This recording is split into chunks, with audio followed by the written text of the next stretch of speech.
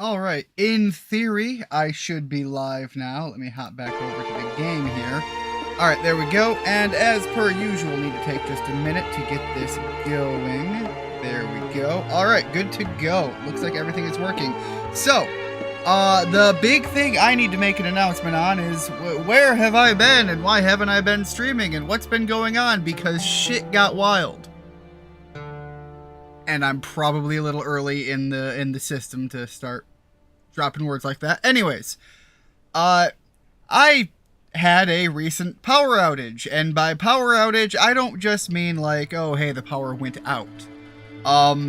The telephone line, or the power line, I suppose, that is across the road from me and kitty corner, so we're talking about a pretty good distance here, objectively, didn't just...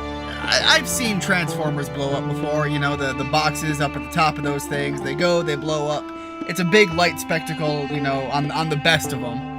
I don't know what happened. It wasn't struck by lightning, I know that, because I was there and I watched it happen. But it blew up. And I don't mean like it made a big spark and a little bit of fire, no, I mean it detonated with enough intensity that it blew chunks of that, power pole across the road, into my property, all the way on the far side where my driveway is, and even slapped my truck around a little bit. So, it was a serious boom. And in this, my entire area lost power for a fair bit of time. Not only did we lose power for a fair bit of time, my house specifically being right, like, one of the lines directly tied there, I assume, I don't know electricity, something happened and it just caused hell at within my home's power system. So the breaker box, the entire breaker box had to be replaced. Whatever happened, it just ravaged my home. I even have appliances that still right now do not run. So, things are rough, hence the title of this stream. But that's the long and short about the about what happened, where I've been, and why I haven't been streaming. I've been unable. Hey Rigid, welcome in. How are things going? Hopefully things are going better for you than they have been for me in the last couple of periods here. And as always, thank you very much for sharing it around. So, to jump right into it, I don't have a bigger stream scheduled planned yet. I'm thinking to do a couple of these Steam cleaning videos. I have some Pokemon spin-offs I want to do. I want to do some like Pokemon or creature collector specific spin-offs. I do have, I think, maybe some of those that I'm looking at doing today. But I want to do another big look at some of those, and of course get back to Cassette Beast, which is one of the ones that I'm working my way through over time. But I also have other games I want to get to that are larger, but right now I just got to get back into the swing of things. So I guess the best way for me to say is, first up, I've got today the Islands of Caliph, which is a very interesting looking game. It is intended to be very retro looking. Even the controls are retro feeling. They're like, the mouse even doesn't do anything. Like I can't actually, uh-oh.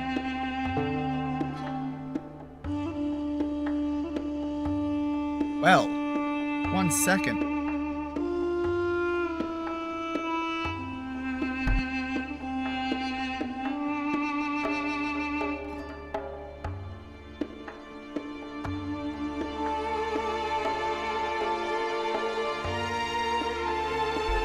Sorry, I about had a little panic attack. I was literally just talking about the electrical issue, and like 3 lights just went out, but they're all tied to the same thing, and I think I had a timer set and I didn't realize it. So, okay, it might have just been a timer went off, but I had a little panic attack there. Sorry about that. Hey Rich, welcome in. Wow. Welcome in, hopefully things are going well. So yeah, anyways, the Islands of Caliph is the game I've got loaded up first today. I've got a couple others lined up.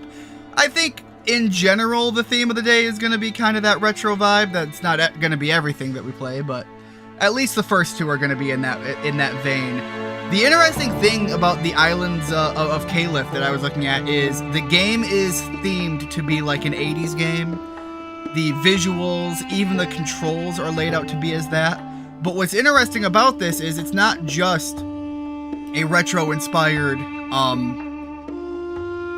I suppose action RPG is probably the genre that, at least visibly, it looks to imply that it is.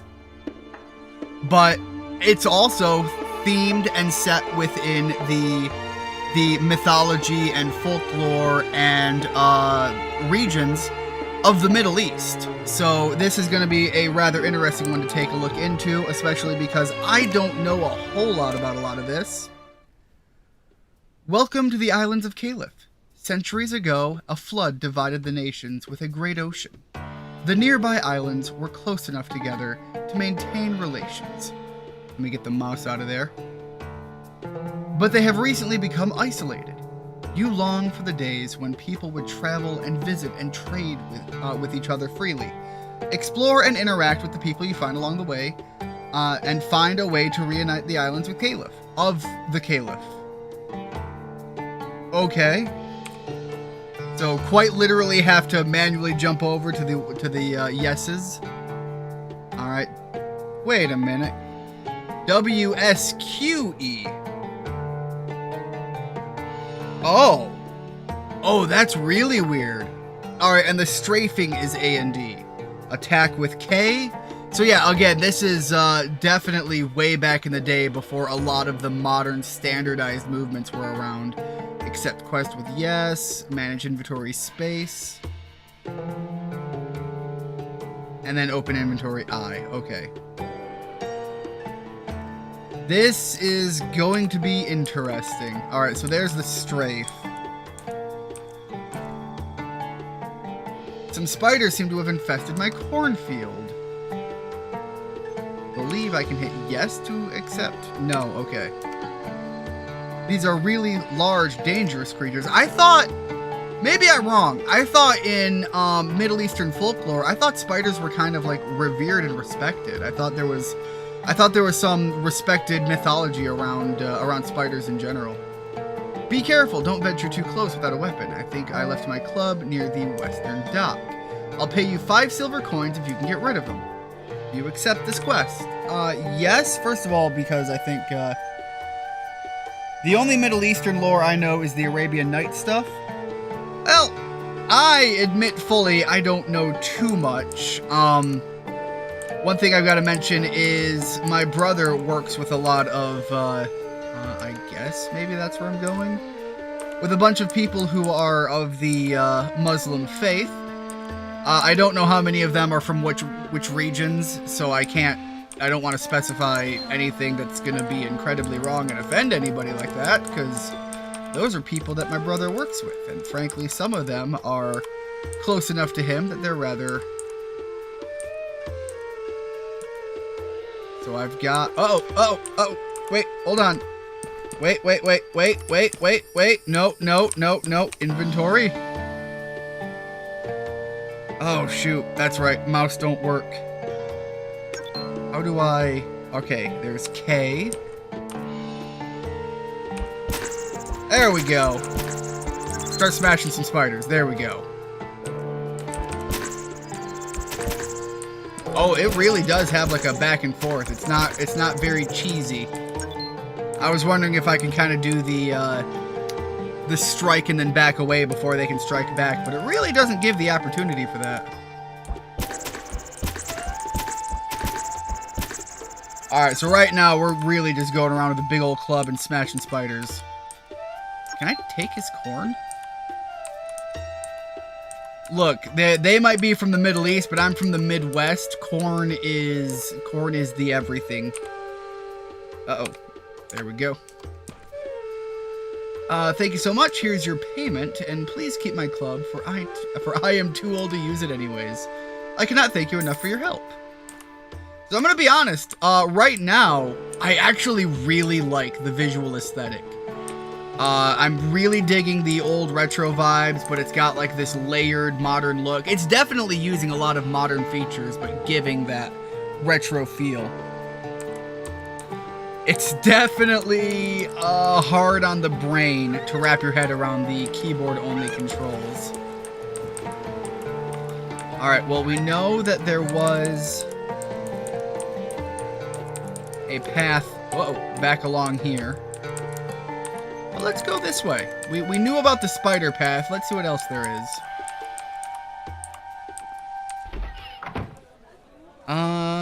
Can I? Whoa. Glad I didn't have anybody in front of me. I'm just starting swinging my weapon around. Oh, man.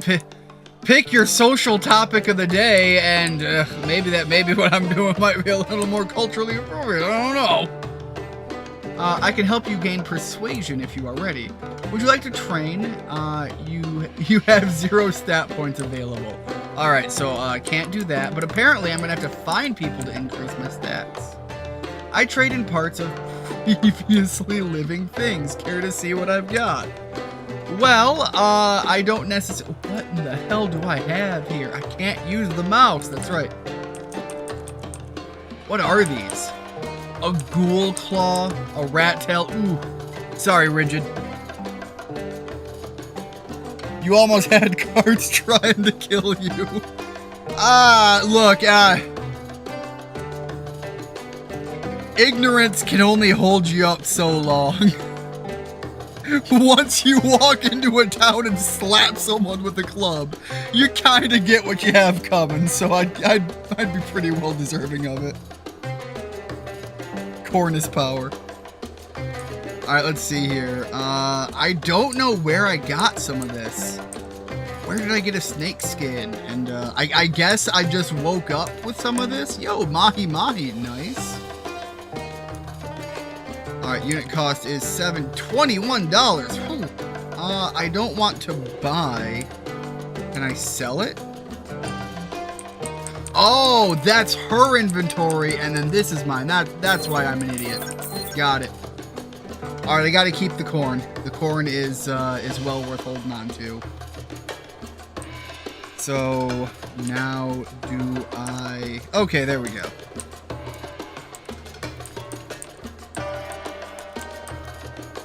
Clubs are us. Wait, hold up. I gotta say, I respect just, having a little bit of the goof on the nose for you like that. Greetings, potential customer. I have many useful items for sale. Would you care to peruse my humble assortment of clubs? Please tell me it's not all the same. Yeah, it's not all the same. Awesome. Okay. The spiked club is kind of beefy, and it looks like there are different qualities to them. So some of these clubs, like this one, has a lower end for damage, but also an upper higher end. 5 out of 11, or 5 to 11, 6 to 10. So in D&D terms, this is like, some of these items are using 1d4, some of them are using 1d6s. They're not consistent, and they also clearly have a quality to them. So let me see how damaged mine is. Yeah, mine is pretty shoddy. I assume that means it's probably not longed for this world. I wonder if you can find new things. Like, if you've got a if you've got a Middle Eastern themed game here, right? Like at some point, what do you got here? Sadaqua Town is the name of this place. Uh-oh. Sadaqua means charity, but somehow our people forgot this. Indeed, many acts of piety are neglected these days. I mean, honestly, welcome to the real world, too. Can I... Oh, shit! Alright, so I can straight up RPG this. I can come in here, beat things up, and take everybody else's property. The alms box. Okay, no alms are currently due. I believe alms is the term for the money you pay for, like, repentance and things, or, like, to, for holy purposes.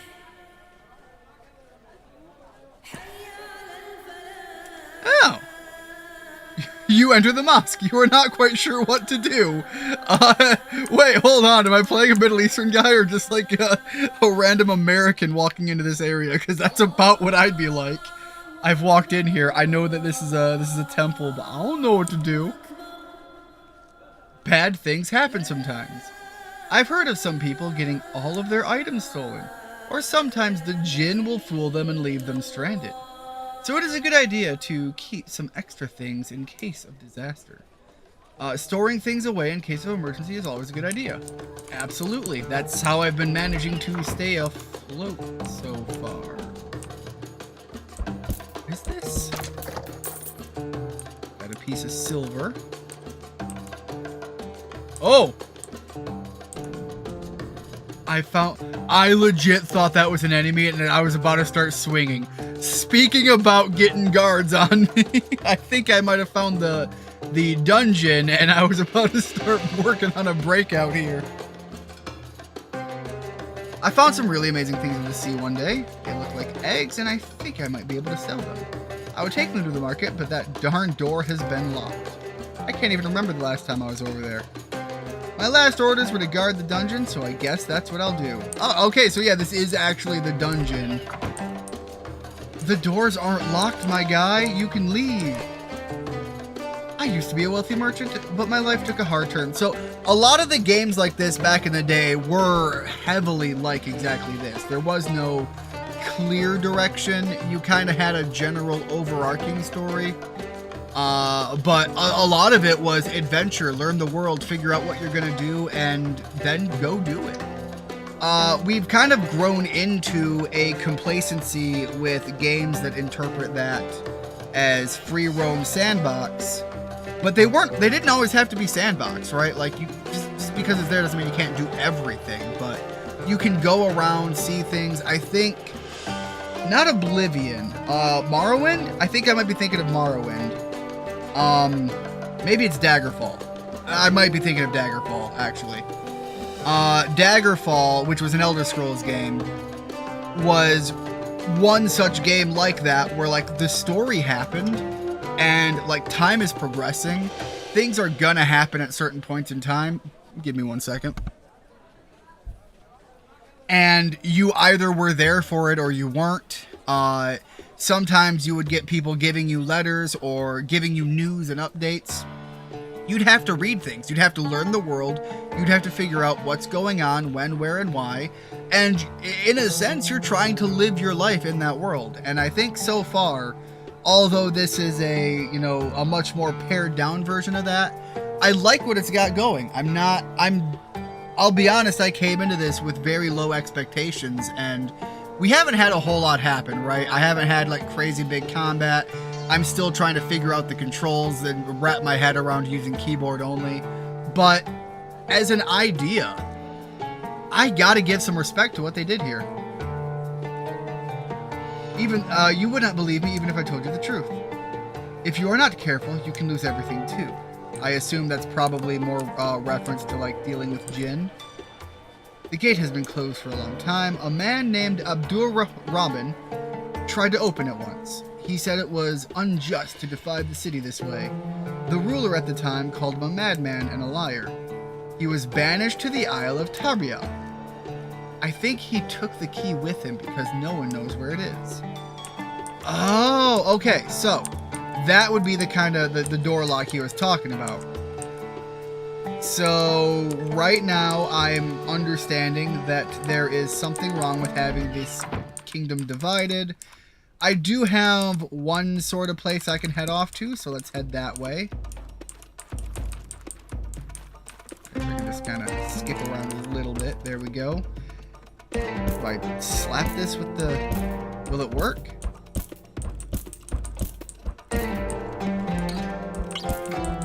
Alright, so if sticky webs are not going to be able to be gone through this, I need fire. Okay, understood.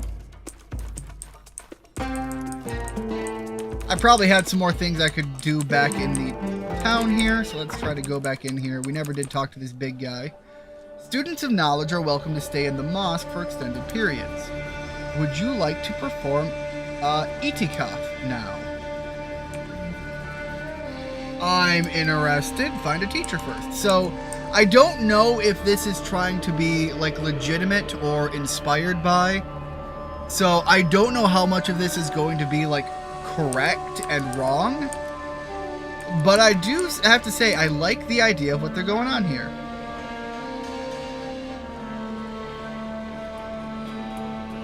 Keyboard only, that means no right mouse clicking, so I can play it on my computer. I don't have a regular mouse. Yeah, this is definitely something that you can play completely without a mouse, let alone having something limited like that.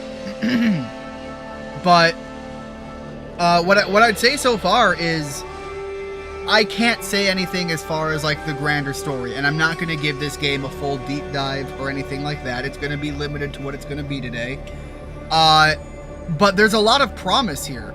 The combat is very simple, but if we're already talking about getting fire and things, I imagine fully that there's going to be some expansion on this. I don't know if there's going to be a magic system, but there's already a stamina system, and I know swinging my club only does 1 stamina. What's the point of having a stamina system if I can't drain it in combat anyways? So it is going to be interesting to see it expand. I saw in the clips that it looked like there were other weapons. We already know that there's other types of clubs. I expect that this could be actually a really enjoyable sit-through game, especially if you are the type to enjoy these retro vibes. I'll be honest, I love the retro vibe concept. It's why I like, again, when we were walking around the field, I like the look of the field. I'm a pixel art guy, and so seeing this done this way was really cool, especially with the 3D layering and the scaling, and the way this is done is very up my alley. But I do prefer when a game is leaning into that we accept modern luxuries. Obviously, there is a benefit to not doing it that way, and it is more authentic. But that's where I'm at. The gameplay mechanic is something that is going to be a while for me to wrap my head around. May the light guide you. Do you need the tools to help you in the dark, in dark places? I suppose yes. I don't know what I need here. Torches, oil. Alright, these are not very expensive, so let me buy one of these. Can I, yes? K to buy it, okay. So let me grab some of that, and I don't need a whole lot of oil. Let me just... Can I buy one? Oh. There we go. So I don't know if I need the oil for the torch or not. It's one of those things that if you've ever made a torch, you know that you kind of have to put some fuel on the end of that rag. So I don't know if that's what it's going to make me do or not. Right now, this is one option for what to do here. Let's go see if this makes any sense. I don't know where the apple came from, and we've already talked about gin. The second you start telling me about things like gin and you throw things at me like free gifts, I'm getting a little worried. Alright, so let me go into my inventory. Let me swap over to that.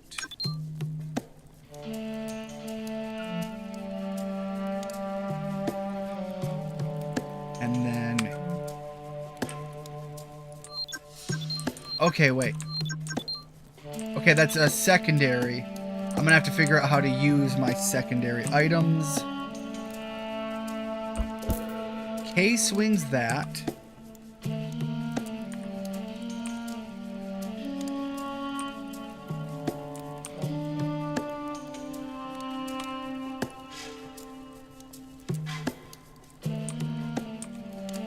Right now I'm trying to figure out how to swing my secondary weapon.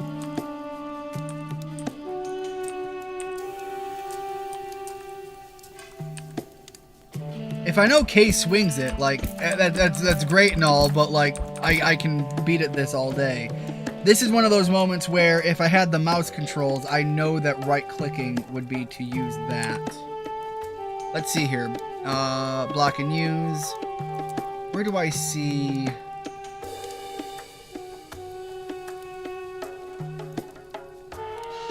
Alright, maybe space is not right.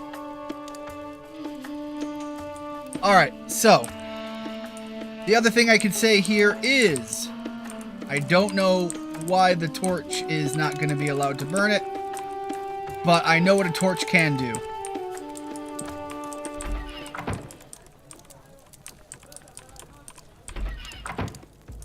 Hey, there we go. Now we can at least see around in here. Let's see what else is going on.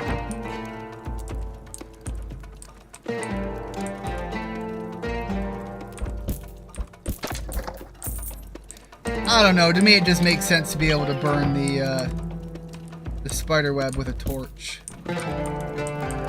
Or not with a torch, with a...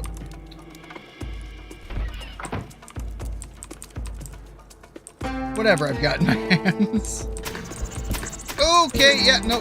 Break the spider. Break the spider. Break the spider. Do not be broken by the spider.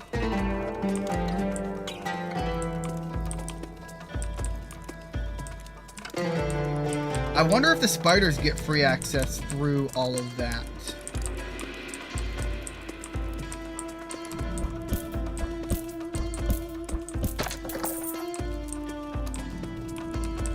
Alright. Definitely something that I'm going to need a lot more time to explore my way through. And I definitely feel like there should be some way for me to make use of that offhand tool. This is one of those things where I'm going to have to experiment with it and try to progress through. But I think this is a fair enough... Let's look over at chat and, I'm sorry, thrust the what into the what to be Nacho Libre? Rat tail is also an 80s hairstyle. I wonder if that was on purpose. You can buy a wireless mouse for pretty cheap at Five Below. I don't know if they have those where you live, Richie. You can get them at dollar stores as well. I've seen them at... Oh man, I can't think of the name of it. There's a lot of those dollar stores and dollar store knockoffs that are all over the place, and I've come across things like mice for a bit there. Wireless is pretty much the standard. You can get them rechargeable or, you know, AA battery classics. Sorry about that. Gotta keep drinking my tea because I am dealing with the possible issues coming on from my niece who might have been trying to get me sick. So that will clear that out. Oh, give me one moment to... There we go. Take that away while I load up the next game. But overall, I'm not remotely mad at that. It's a game that's going to take some adventuring, which is honestly, to its credit, it's meant to be an adventure game. So I think there's something rather fun and unique there. Alright, Steam is not happy about me launching old games. But I got another one here that's one that I want to share, and this is another one of those games that is going to be definitely in the retro theme. I've got one more today I want to play, and the other one, if I can get this to launch, I don't even know if I'll get to play this game. Alright, give me 1 second here.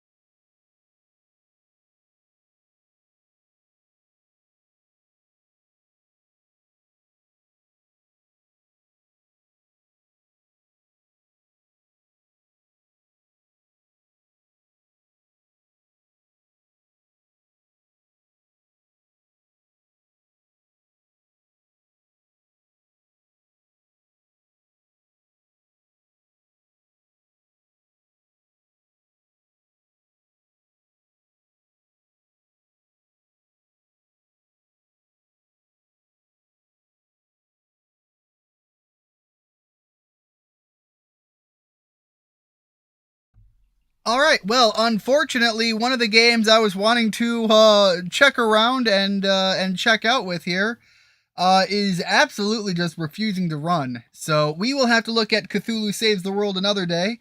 It's actually a game that I've played before, so I'm surprised that it's just not launching at all right now.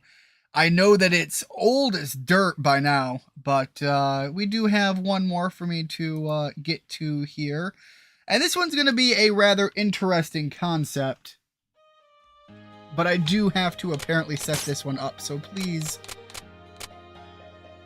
bear with me on this.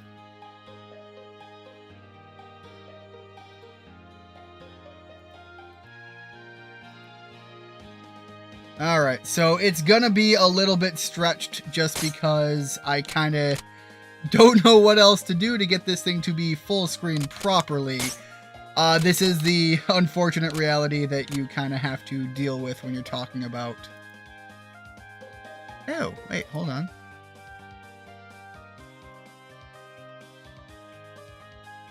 There we go.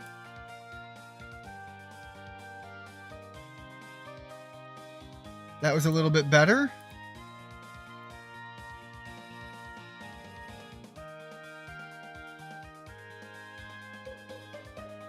Alright, so this is going to be a little bit stretched out. I apologize for the...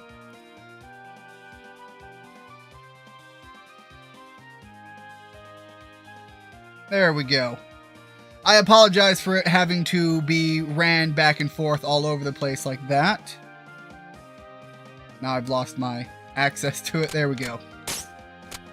This is a game that I played a while back, and I actually loved this game way back in the day. I do have to admit fully that this is an old game, and there is going to be some issues around its running. I can actually see right now that I think we're too close. Can I alter this a little bit better? Nope, I guess that's going to be what it's going to be. But it is actually stretched out a little bit because this is old enough that the game is actually meant to be ran and played in the classic square box style. So I apologize that some of the graphics are going to be a little bit stretched out. I actually think this game is old enough that it's back on the old CRT displays. Like, it might genuinely be that far back. Okay, thrust the corn into your enemies. Okay. You know, I don't know if that would have helped me, but corn solves a lot of problems. The Meatcatniks are... Alright, yeah. Bear with me. I hope there isn't a bear with you. Thank you very much. Getting my dinner now. Chicken patties and waffle fries, if anyone's wondering. I mean, that sounds pretty good to me. Chicken and waffles is a classic. Yeah, she is cute. This is Reciteer. This is Tear, so I'm sure you can imagine what the name of our other character is. Oh, for the love of... She is still asleep. Does she really not understand how important today is? Can't eat another bite. So we have Reset and Tear. But I can always find room for yummy candy.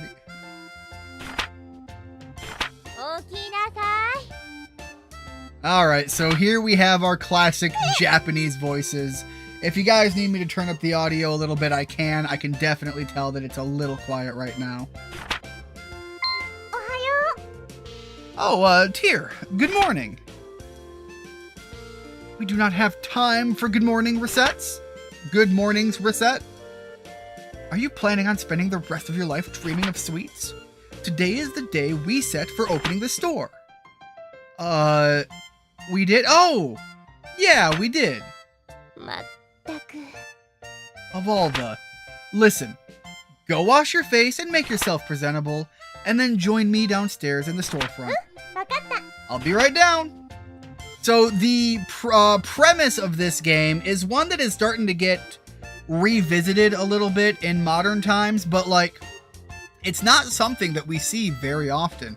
One moment. So the premise here is you are running a item shop in a fantasy world. So adventurers are going to go out and they're going to have to get their things. Villagers are going to have the things that they need. Craftsmen as well. And your job is selling to everybody what they need in an attempt to also make a profit. Sorry I kept you waiting. Okay, Tear. Let's open the shop right now. Capitalism, ho! Capitalism is a bit of a hoe if you're just all in. I said what I said. Patience, Reset. It is a virtue you will need. We need to take care of a few matters before we open officially. Like what? Well, I somehow doubt that a store without anything to sell is going to attract all that much business. Yeah. Oh, we don't have anything. So, what do we do? To start with, we need to establish a stock of items for the store. If we have nothing to sell, we cannot claim to be much of a shop. Well, that is true. So, where should we go to get stocked up? The best way, I think, would be to visit either the town market or the Merchants Guild. We need to give our regards to the head of the guild regardless, so that should probably be our first stop. Oh, that's the place run by the old guy, right? I feel like I'm representing of that old guy. The guild operates as a wholesaler for local merchants, so if we stop by, we can purchase an initial stock. It would not hurt to give our polite regards to the guild chief either, especially since the guild is the organization that allows us to operate here in the first place. Okay, got it. Let's go right now. Gun-ho! When you want to leave the shop, head to the front door currently located Yeah, I believe you can start to really reorganize your shop as well. I know I've beaten this game, but I also know that I have not done everything the game has to offer. This is one of those games that you can beat the entire game and actually see a small fraction of what it has to give. And so if you want to keep playing, you can, and there is a lot to take in. So like those storefront simulations that are like 50 million reskins, but with a top-down view and cute anime girls. Yes, however, there is also a secondary part of this game. Yes, you're running your store, but you have to be able to get stock. And what they're talking about here is you can actually hire adventurers to run around and bring you back. So you pay adventurers to go into the dungeon and to get things back that you're going to sell. And the thing is you're paying them on commission in a certain sense. So they go in, they run with you. You're worried about the stock items. They're worried about getting stronger. So you can play a little bit of a win-win there, and you actually have to be in charge of the combat. And there are multiple characters, multiple ways the game plays, multiple different unique skills. I remember there being a rogue or a thief, and I really liked her. But we'll get into all of that. But there is an entire combat dungeon diving game to this as well. To eternity and reset! Alright, so let's head on out. We are looking for the Merchants Guild. God damn, that guy kind of does look like me. I was talking shit. I completely forgot about him. Hello? Ah, a girl and a fairy. You two are... Ah, yes, you are Reset and that loan shark. Well, that is not an incorrect assessment. Could I ask that you refrain from calling me a loan shark? That's right, mister. She and I are partners. Don't be mean. Ah, forgive me. Forgive me. Partners it is. Welcome to 2026. It is not my place to judge. So, how are the preparations for running that shop coming along? Quite well, thank you. In fact, we plan on opening today. So, we stopped by in order to show our gratitude for your help. Haha, very good. You two know what's what. If you have any problems, let me know. I'll be glad to help. We appreciate your kindness. Thank you. We appreciate your kindness. Thank you very much. Not a problem at all. So, you came straight here to pick up some merchandise, right? Well, up to the counter then. Let's get you two sorted. It's you, but with more hair. It's actually me, but with less hair, but at least all of the hair is in the right place. Right now, I've just got like 4 times the beard he does.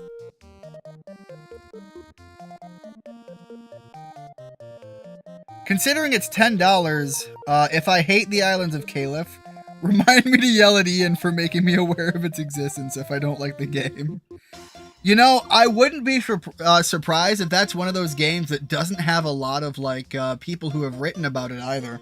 So I don't even know what you're going to have for, like, availability for online support. If you buy it on Steam, or if you check it out on Steam, I believe there's a demo for the game that's free.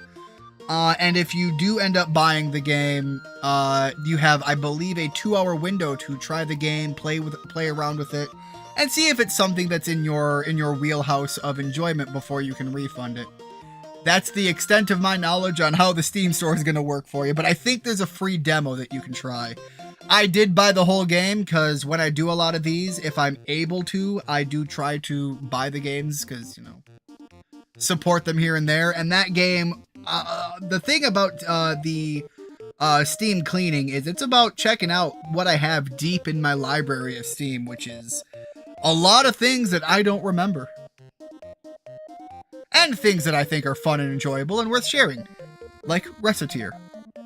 This is our first time stocking up. Our funds are limited, so do not go completely overboard.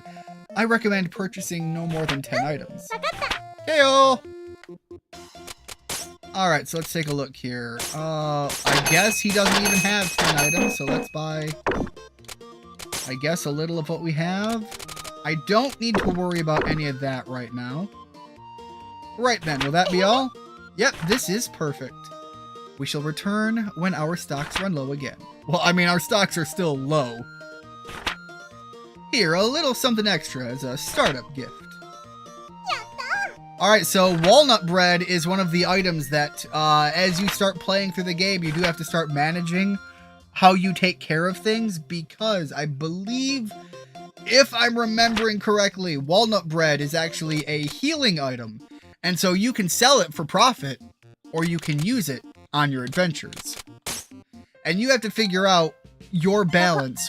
When do you need money, and when do you... Well, you always need money. But when do you need to consider the value of the item in dollars, or the value of the item as an investment in your adventurers? First, we need to put some items on display. Alright, so Alright, this is going to be another one of those things where I'm going to skip through a little bit.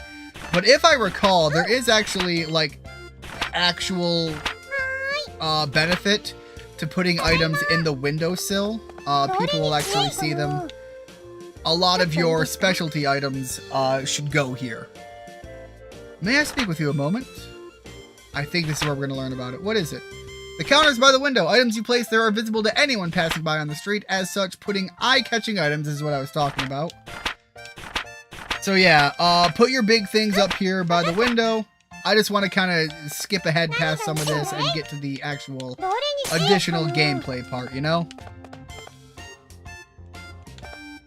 I thought now I'd come back here and start.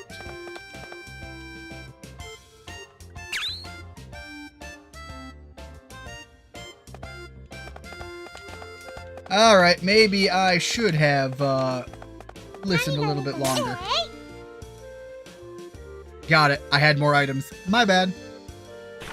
Alright, that should be all for the display. Are you sure it doesn't look dumb?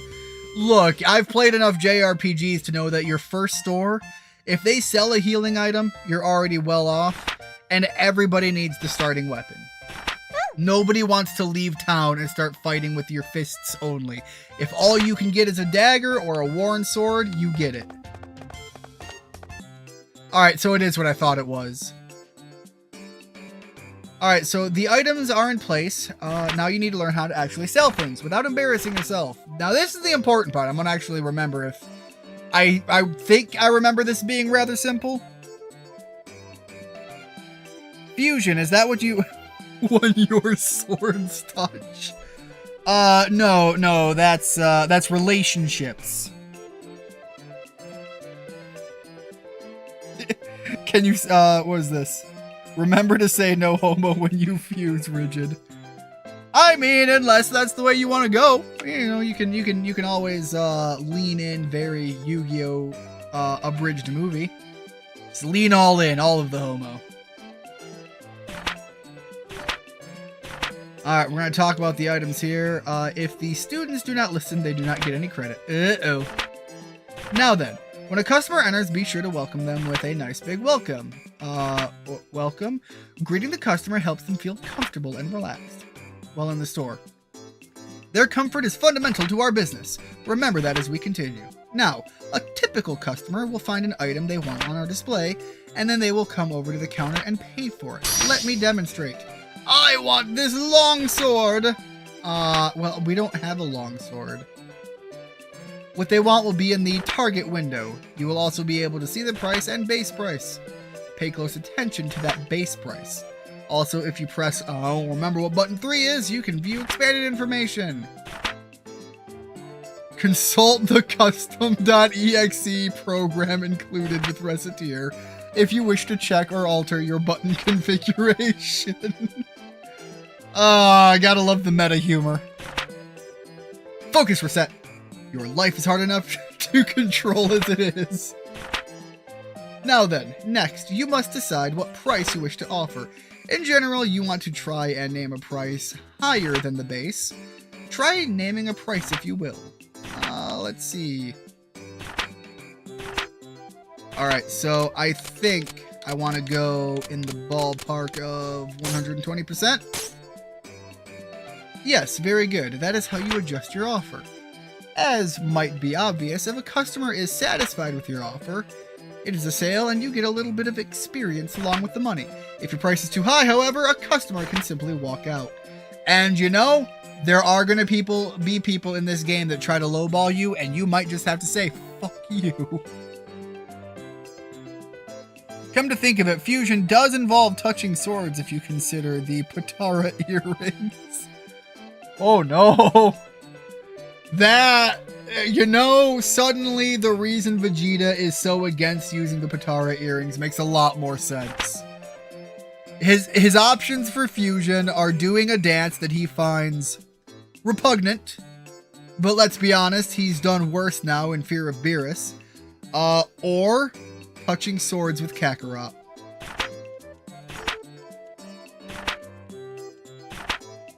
Yes, don't make the price of the item outrageous, and don't just try to piss people off just to piss them off. From what I recall, for the most part, hold on. From what I recall, for the most part, sticking within the ballpark of 20% is a really good starting position. I'm sure there is going to be people who have played this game way too much, at least in my opinion, and are going to know exactly how to, like, maximize everything. Yeah, at this level, a customer will likely buy it immediately. Alright then, now for the fine art of haggling. Theoretically, what you wish to do is lower your price slowly. But as I mentioned, there is a limit to how long you can haggle. The idea is to deduce a customer's desired price and go from there. You say deduce, but how do I... A large number of the stores sell at about 30% over base price. It is not a hard and fast rule, but people will usually accept that price level. Usually. Alright, so I was wrong about the 20%. We can go up to 30. If you can manage to go over that, you will make a lot of money, but you do not want to risk driving away a customer. So as a customer, I am haggling. Could you make it a little bit cheaper? Okay, gotta go cheaper, but not a whole lot. Let's go 14.20. There we go.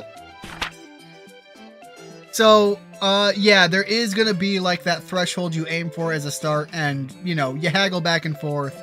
But there is also your value and time. So, you know, you might not even jump all the way up there if people are really just hardballing you and you're talking about an item that's worth a lot anyways. Yeah, that's exactly what I was saying. Maybe that's why Vegeta never wants to fuse. I didn't read that until just now, but yeah.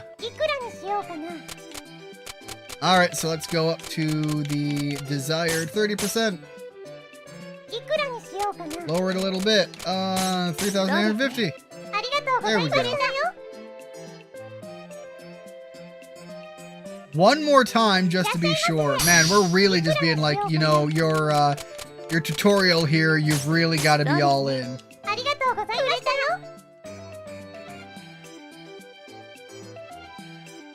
So yeah, as your merchant level goes up, you will start to get to be able to modify your shop. And I recall that there's a fair bit of customization considering how old the game is. This is one of those games that if this was made in the modern day, this would be, you know, mobile friendly as hell. It would be drag your items, drop them in the thing. I'm sure that there are mobile games based around this concept. But I like that the game has a story, it has objectives, it has progression, and you buy the game once you're done. You don't have to, you know, be nickeled and dimed the whole way through.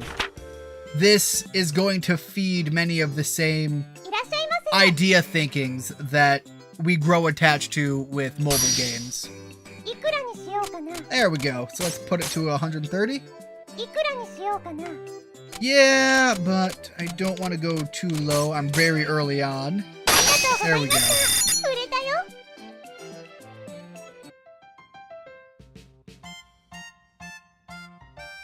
I also just realized that someone has to wear the earrings on his left ear, and that is usually Vegeta. Oh man. I sold stuff. Me, Reset. I sold stuff, like, to people! Here, I'm happy! I did it! Now we get the hook as to why she's doing this. Papa, I did it! And that's how we started running an item shop. Now, I do want to play enough of this game to get to the adventure part, so I am gonna kind of speed through a little bit. I might actually grab my keyboard just so that I can use the escape key. There we go. I'm sure that's probably located somewhere on the keypad, but I don't know where that is.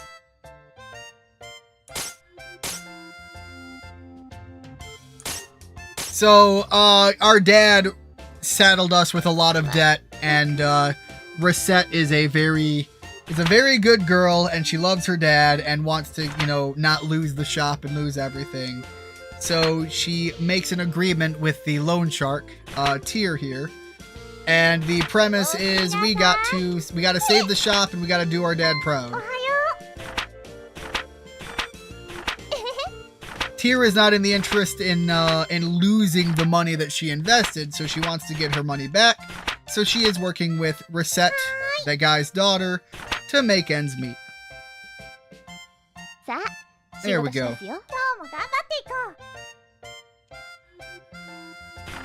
Alright, we have things to sell. We could go right into this, but that's not what I want to do. Here we go. Head up to the Adventurers Guild. What is this place? This is the Adventurers Guild. The guild manages expeditions to the various... This is the other primary part of the game that I wanted to cover. Mobile game for dinosaurs, speedrun any %. God damn! I literally already called myself probably the oldest guy in this game. Alright, so we got dungeons.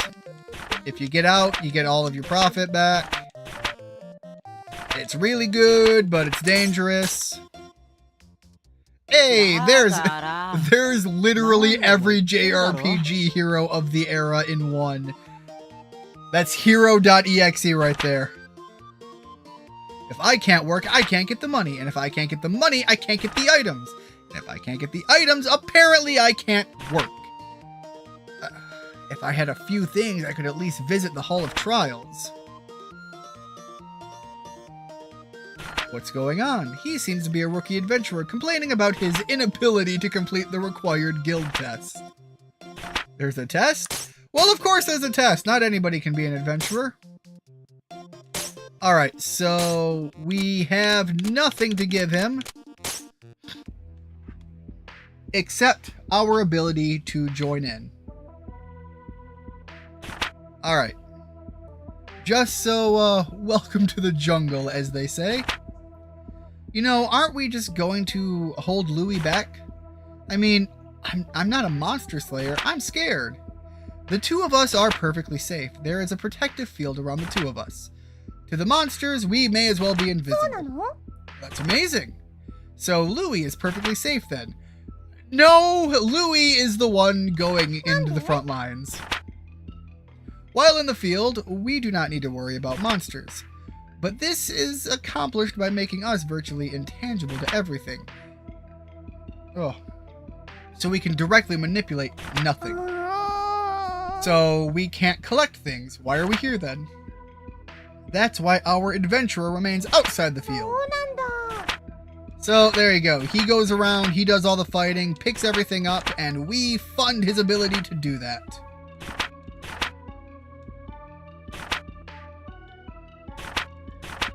Alright.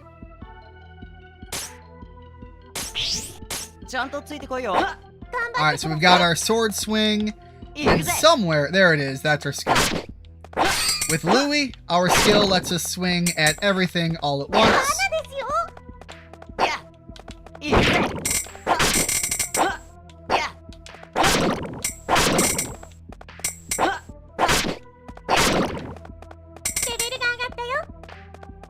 So obviously right now we're grabbing up all of the gems.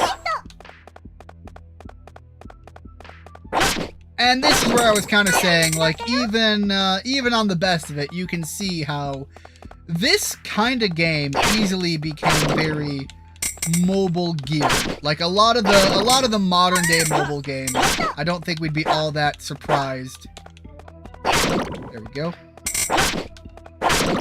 To see something very similar to this.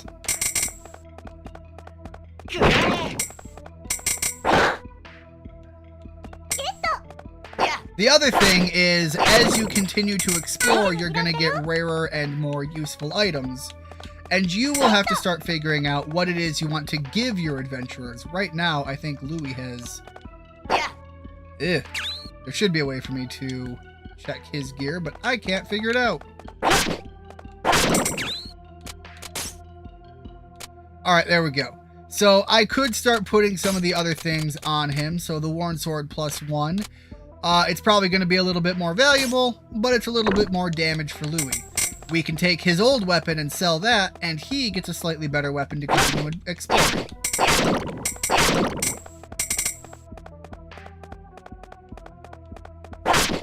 And I think I mentioned that there is a thief character that is one of the early ones you get as well.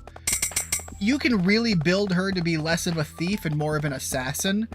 And when you do that, she's a very fun build. One of her abilities is cloning, but the cloning skill doesn't have a limit to it.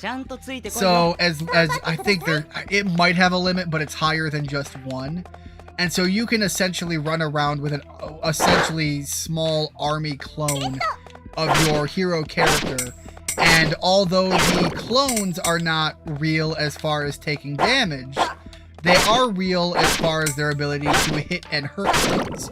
So by making enough clones of yourself, you can also increase your range by however far the clone is, which is really useful. You can see that I keep stopping early so that I don't run into the monster, because that is basically how you get hurt in this game. I stop early because I kind of have to. If I had a wider range with a character that didn't have to worry about that, then I could just run right on through and start tearing through everybody. Also, you can build them to have much higher crit chances, which is what we just saw there. It's one of my favorite characters in the game.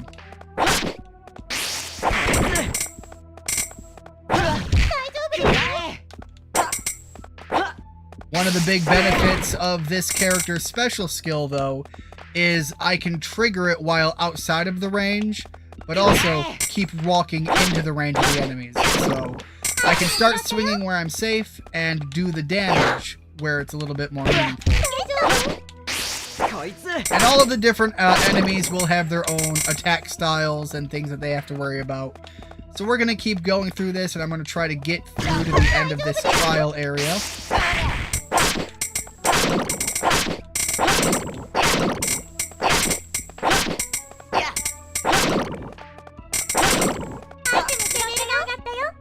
Alright, got the level up, so I'm just going to push on through.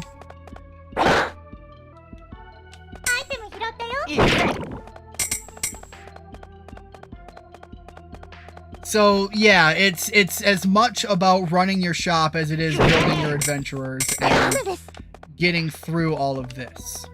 There we go, here it is.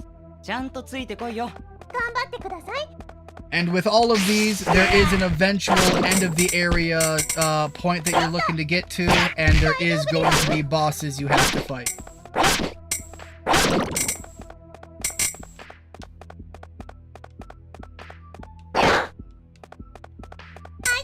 Keep grabbing these easy items while I can, and working my way out.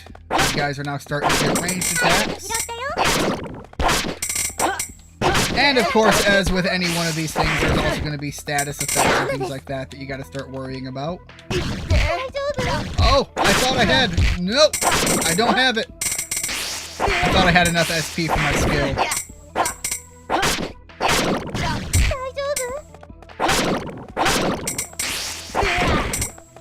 Alright. I thought that there was also a dash, but maybe that's a later skill.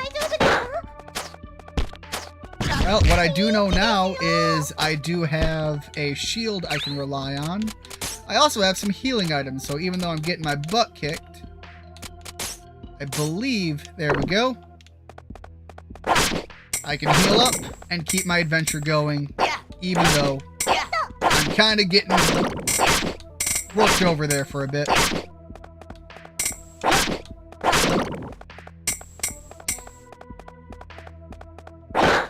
This one is actually pretty long. I didn't remember the first dungeon actually being, like, lengthy. I thought it was very short, very tutorial-like. Here we go. Now, I don't remember if there's a boss fight on the first one or not. There we go. Made it all the way through. Cleared the Hall of Trials. So, let's skip through here.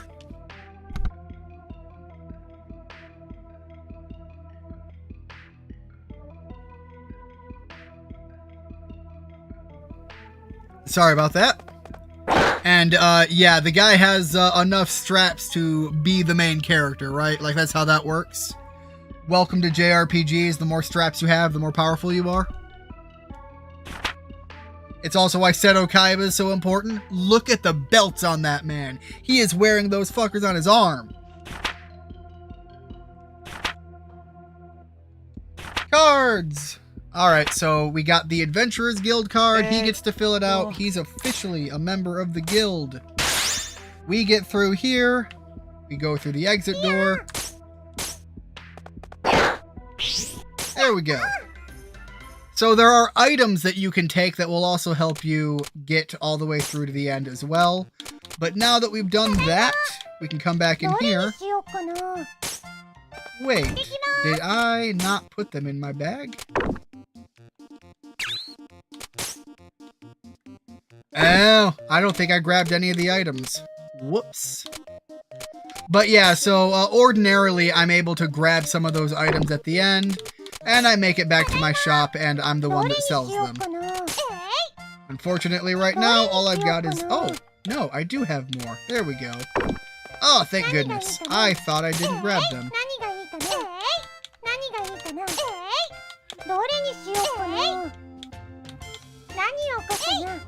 Got a bunch of these slime fluids, which is a really weird statement to say. So we started with, what was it, in total 1,000 PIX, whatever we're calling that for our money.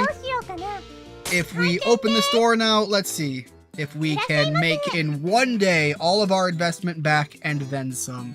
I also think if the adventurer tries to buy a weapon and it's better than what they're wearing, I think they equip it as well. So it might even be worth it to, like, you know, give things at a cheaper price for that. But I think he's already got a better one anyways. So, alright, that's right, he's broke.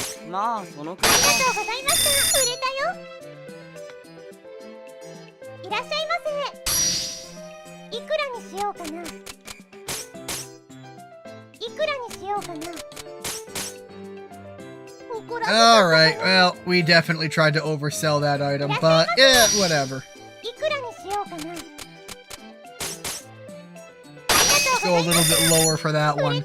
And just like that, we still have items on our shelf, we still have items in our bag, and we have now made more money than we started with on our first day. And that is slime fluid. Yeah, we're slinging fluids around and getting paid for it. But there you go. That's the general premise of Recettear. It is a cycle of building up your adventurers, unlocking more adventurers, going through dungeons, advancing through further dungeons, exploring deeper, harder areas.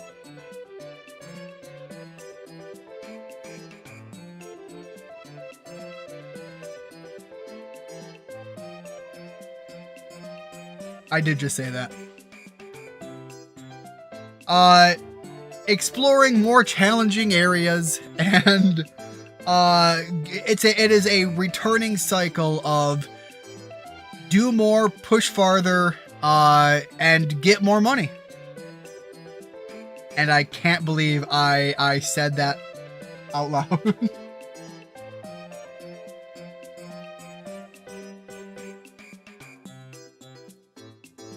So bear with me while I get another game loaded up to check out.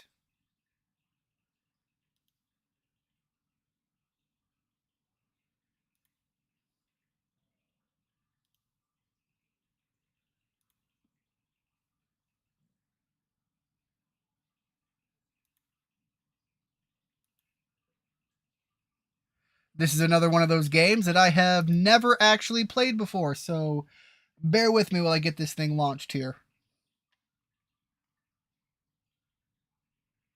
And I believe for this one, I want my keyboard again. There we go.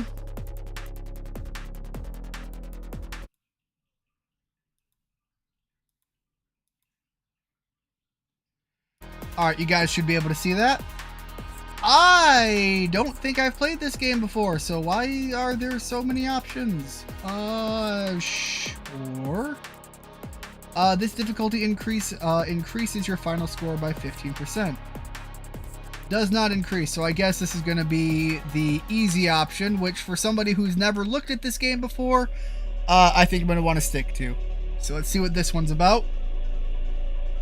And I have one more at the end that I want to take a look at that I kind of wish Keegs was here for, because I know he's been interested in a lot of the professional wrestling as of late.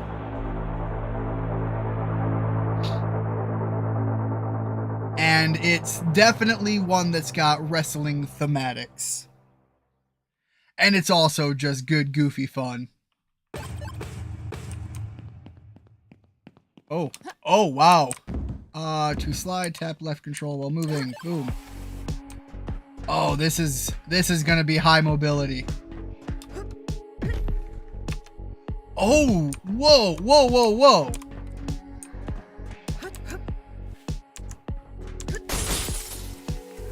There is wall running. Hold up. That's dope.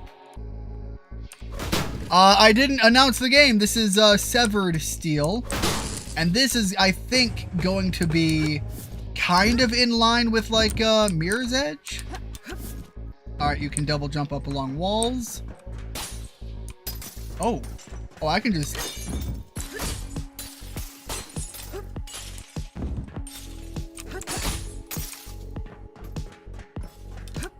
Oh, don't go there.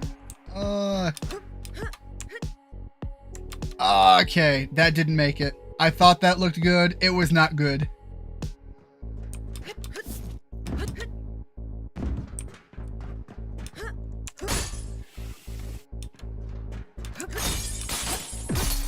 Oh, jeez. It definitely gets a little goofy if you let it, though.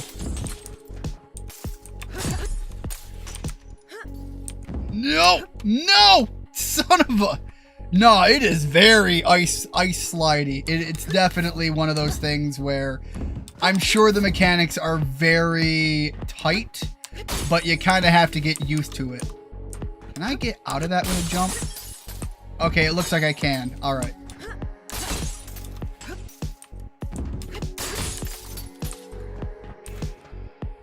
Chain a double jump into a dive. That is what I did. Oh, it really is very, very precise there. All right, and you really only get the double jump.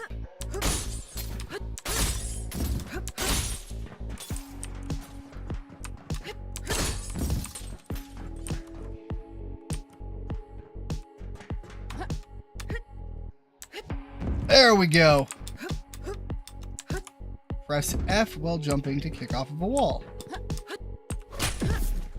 There we go.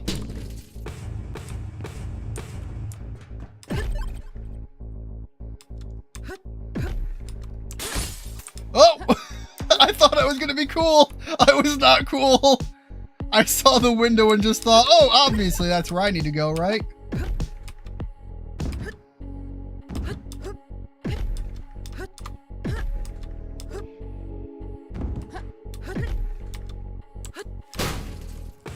There we go. I'm sorry. Kick the what? Oh.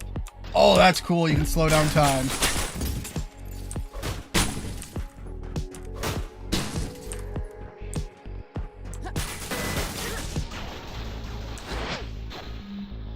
Get down.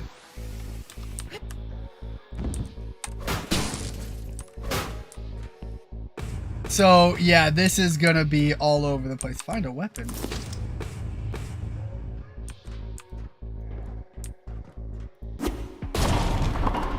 Well, okay then.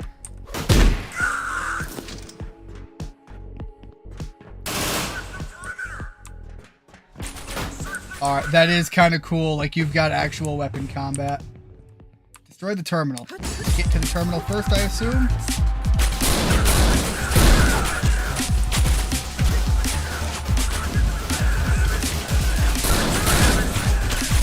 Oh, well, hold on. Maybe the kick is just a better way to combat.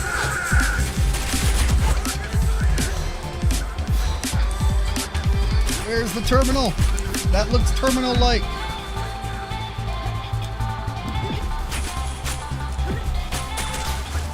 Not enough speed.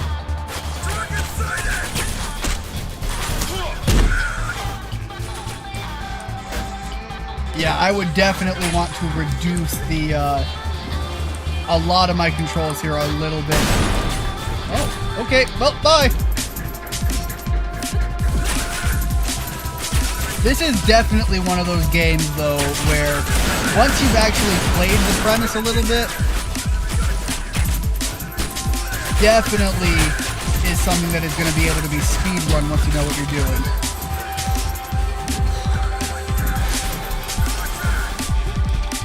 Well, okay.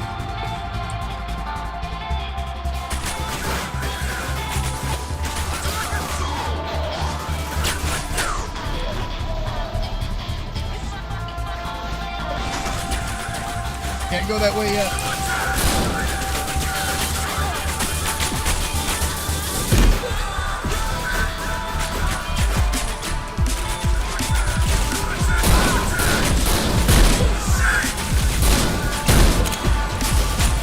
Alright.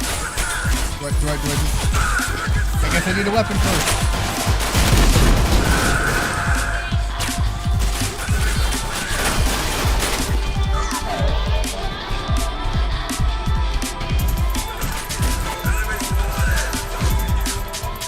Alright, being able to use that slowdown time is really nice. But definitely a game that you've really got to dial in your mouse controls, because this is very, very sensitive for the way I actually run things. I can't even follow where I'm at half the time.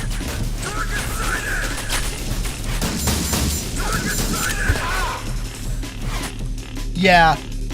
What I can tell you right now is my mouse is easily twice as sensitive as I would want it to be for actual control. But that really seems to be like the overall of the game. Is it's just a runner, but it's a really fun runner. The mechanics are there. It does all of the basic stuff. And this is one of those games where it doesn't do anything crazy. It knows what it is and it's doing it very well. I just gotta dial in the controls, and if I had to reduce the sensitivity of my mouse, I could do that as well.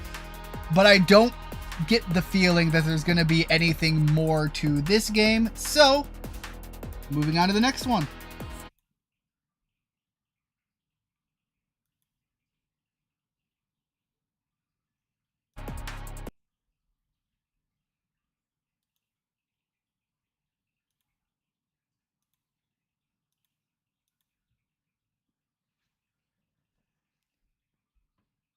Oh, Keegs, you came in. You are just in time for the game I was kind of hoping you were going to be here for. So let me get this back up, actually. There we go. WrestleQuest. This is actually a game that has been on my wanting to play this for a very long while. I actually bought this game when it came out because I was super excited for what it was. But I just never had an excuse to sit down and actually play it. So that's exactly the purpose of Steam cleaning. So we're going to give this a look-see and see what this game's about. The game almost made you look like a journalist in the tutorial. Goddamn. Yeah, no, if I was gonna run that again, I would have to reduce the mouse sensitivity by at least 50%, maybe more. Because I'm not sure if it was translating well to the video recording, but the entirety of that gameplay, my mouse traveled less than a dime in size. So the controls were that tight. I think the entirety of that playing, let me see if I can, oh, I don't have a mouse on the screen here. Yeah, as far as on the mouse pad, I don't even think I moved more than a dime's space in terms of surface area traveled. It was definitely a game where if I tried to move it like my brain wanted to run with most shooters, it just went ballistic. Rolling with the blicky. It looks like this would be my kind of game in VR. I actually have a game like that, not that one obviously, that I think is VR compatible. Got it, making some wings, absolutely.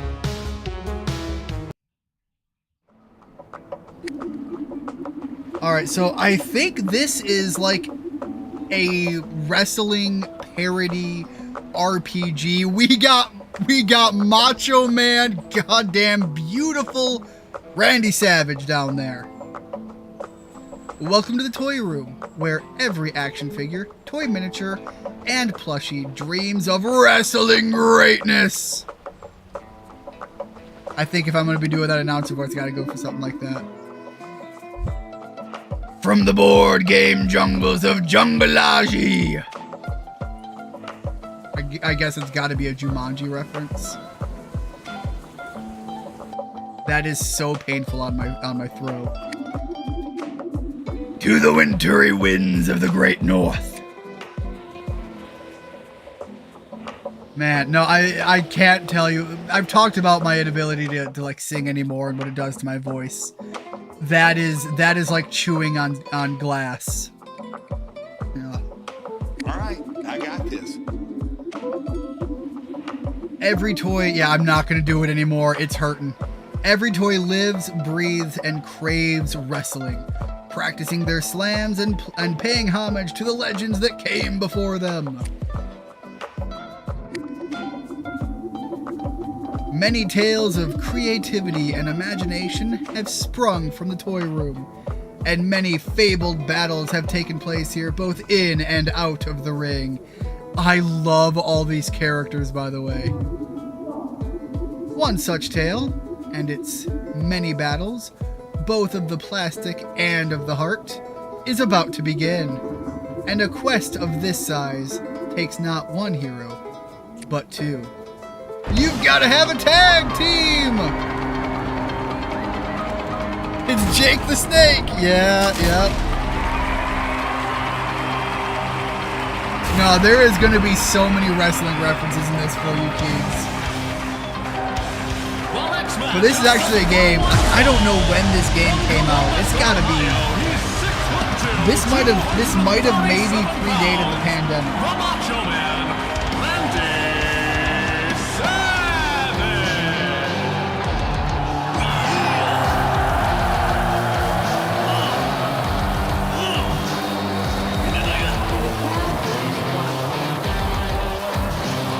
I love that Randy Savage is, even to this day, the icon that he is. Probably my favorite wrestler of all time. Just now realized I could tweet the link. Oh, thank you very much. Always appreciated, Rich. Oh, yeah. Oh, no. Can't. I want to, but can't. We're here to see the cream rise to the top. So if you want to find me, don't look sideways. Don't look behind you. Just look up. No way. Macho Man? Forfeit the match and give the championship. Forfeit the match and give the championship belt to its rightful owner. Me, Stone Age Cotton. Listen, Lizard, you've got to earn this belt with your madness in the ring. It belongs only to the best. And that's why I'll be the champ for a long time. Dig it? 10,000 years as world champion. Oh yeah. Shades a little too dark. Can't you see I have this place rigged to blow? Explosives don't scare me, you stitched up cotton ball. You can't win by cheating. You always think you're such a hero, don't you, Macho Man? You can't win when the deck is stacked against you this bad. And that's the bottom thread, because Stone Age said so.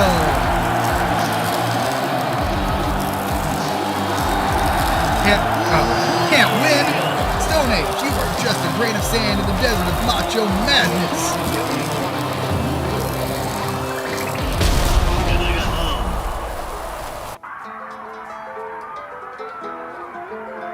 Are you Macho Man or the Lizard Guy? I am nobody yet. I was just watching Macho Man be the greatest icon that the wrestling ring has ever seen. My opinion, at least. Wow, wow, wow, did you see that? Forget it, Randy. We'll never get taken to this late. What? Come on, we can still wrestle outside. Am I Clark? Well, look at you. Go for it, Randy.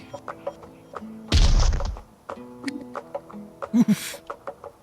Young Randy Santos. Good thing this isn't the plastic mattress. Man, how do the pros do some of the high-flying moves without hurting each other? Are you kidding me? It's all... How dare you, Peanuts? What? Watch your mouth. Yeah, Peanuts, shut it. You really think it's real? Really? Of course it's real. About as real as Todd. Hey, counterfeit toys are still real. Shut it, Todd. And you, Randy, even if wrestling was real, which it isn't, you'll never be a pro. No kid from our town ever could be. Give me 1 second here.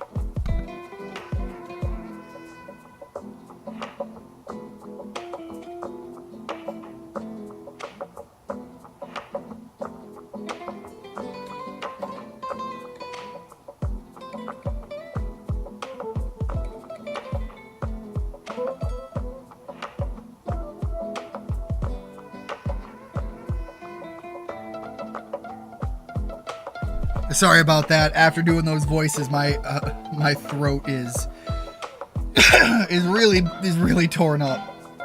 Oh man, and even then I was not doing those voices well, and I knew it.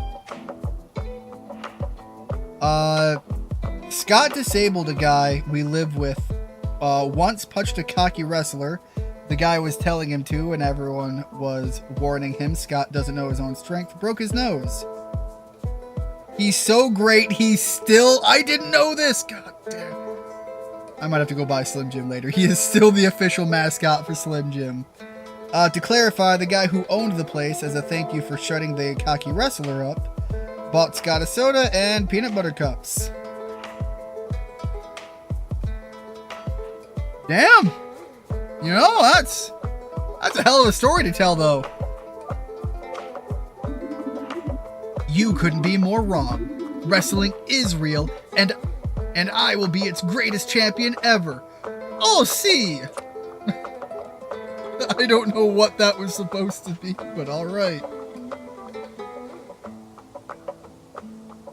I don't actually have a lot of wrestling merchandise because, for the most part, wrestling is just not something I'm super into. but I'll share a picture in the Discord of probably the only wrestling thing I actually own. And legitimately, the only thing I own is a figure of Macho Man himself. Because, again, wrestling for me can come and go, but Macho Man is here to stay in my heart forever. Speaking of things that are definitely real, I'm surprised that there isn't a Santa Claus themed wrestler, or even better yet, Santa Claus is the wrestler.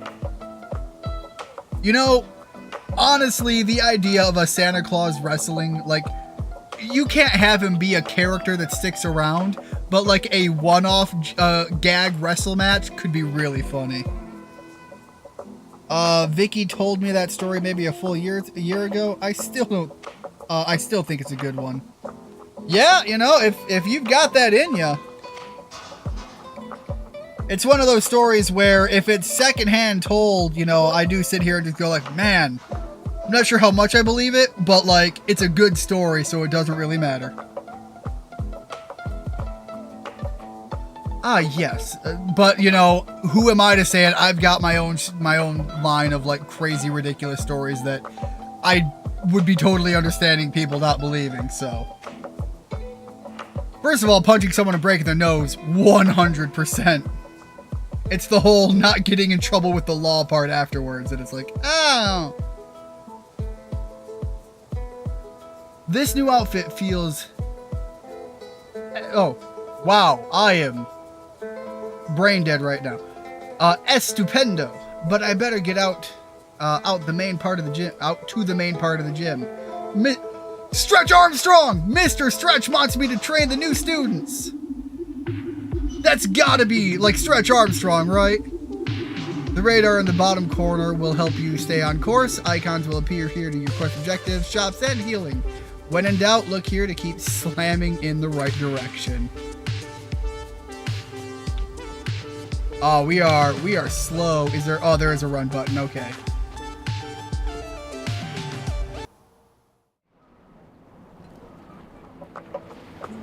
There's Keegs. I remember I told Ian about the Cartoon Network's Mad doing a parody of Randy Cunningham's 9th grade ninja called... Yes, yes. Okay, I think I might have even looked that up. I actually think... I don't remember if I looked that up or if you shared a video of it, but that does sound very familiar. Randy Cunningham 9th grade ninja called Randy Savage 9th grade wrestler. Well, it kind of looks like it's not in there, so it's got to be way to the north. Cream Macho Man statue. Look, if there was a Macho Man statue like this, I might be creaming the crop myself.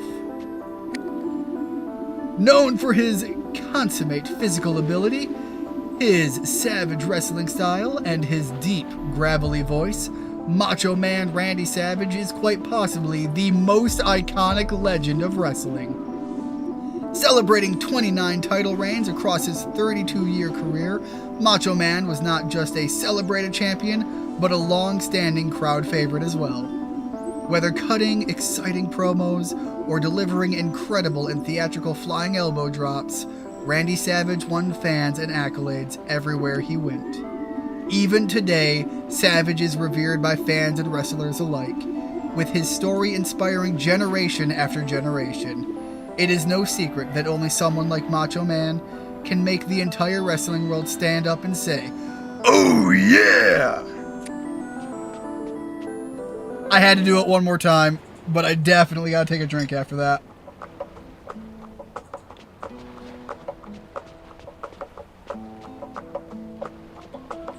Alright, looks like I'm not heading that way.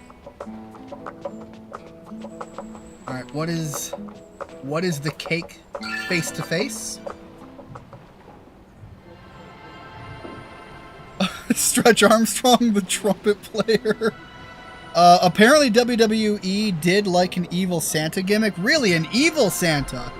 I would have expected Santa to be the hero. You told me you looked it up either a stream or two later. Okay, yeah. Again, it did sound familiar.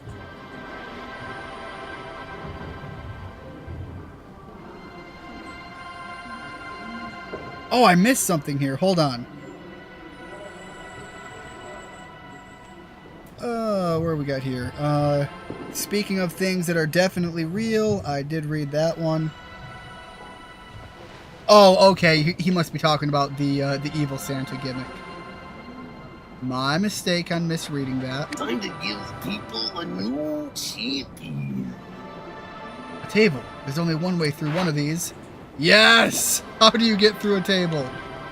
All right, I missed the control option though. I need a table spot token to slam through this table. All right, well there is a chest down here. Do I get the token here? Well, we got an elbow pad. So wait, is there actually like equipment that I can? I mean, if there's a menu system.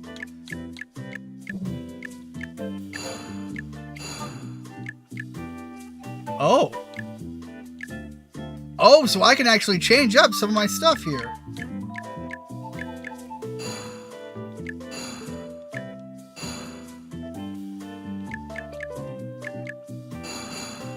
There we go, put the elbow pads on. And it actually looks like it kind of might... It looks like maybe what you have equipped might maybe affect your actual model here. Because in here, I've got like basic hands, and I wonder if swapping those out will give me different hands. Alright. Action figure Speedos. Oh man, do I actually worry about like what my character looks like, or do I just put him in whatever's strongest? I'm not a fan of the Speedos myself. Although technically right now we're naked, so I guess the Speedos are the way to go.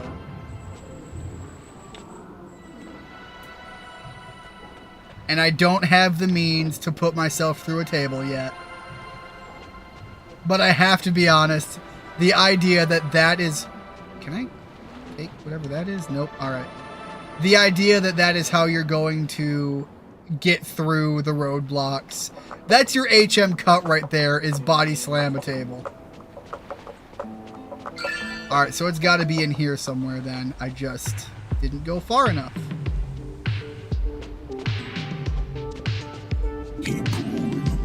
Johnny Stretch. Okay. There you are, Randy. Getting the... I was expecting a Stretch Armstrong joke. Found a clip of the bad Santa versus good Santa. There was a good Santa in WWE Monday Night Raw that Keegs was talking about. I put it in Discord. Thank you very much for sharing that. There you are, Randy. Get in the ring. I'll show these greenhorns the rope. Oh, and show these greenhorns the rope. You got it, Mr. Stretch.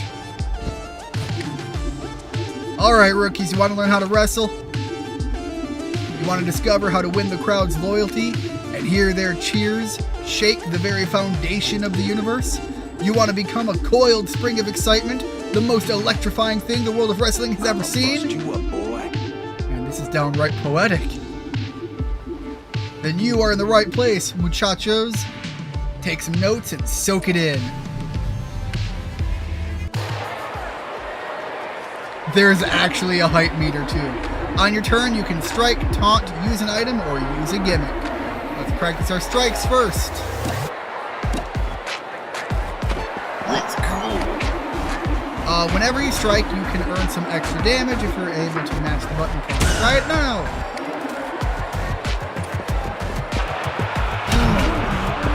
Alright, so there's an actual action command as well. Most attacks have a chance to send your opponent to the ropes. Try it. Race for insects. Okay, I was wondering if that was going to be a circle that got bigger or smaller. It is just a timing window. Alright.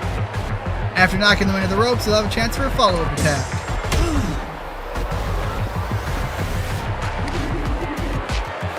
Check out your height meter down at the bottom. That is a measure of how pumped up the crowd is in your favor. You can raise the height meter by mixing up your attacks and nailing button prompts. Okay, and then there are counter systems. Got it. Hype up the crowd for extra damage and even to enable some powerful moves. One way you can build hype is by using the taunt option. This will generate hype equal to 2 plus your influence. All that grandstanding will leave you vulnerable though, and you'll take an extra 25% of damage for one round. That's a heavy trade-off.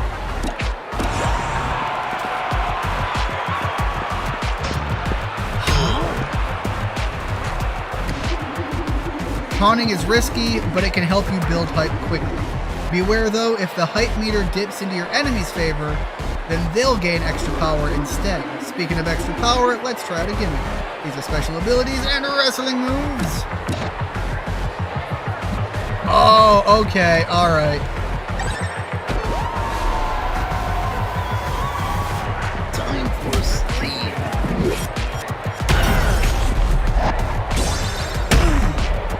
And then you still get the free follow-up as well. I'll knock you out. Muchacho is young man in Spanish. I like the sound of that. What happens if you fail the prompt after knocking an enemy into the ropes? Then the enemy will use that momentum against you, so you better nail it. So the only way of beating an opponent is to make them lose all of their HP? Dios mío, no! In fact, most other wrestlers you face will have to be pinned. Observe. See how this guy looks weak and ready to drop? We call this state fatigue. You can fatigue an enemy by bringing them to low HP. Some abilities can also fatigue enemies as a demon. Let's send him to the mat with a stroke.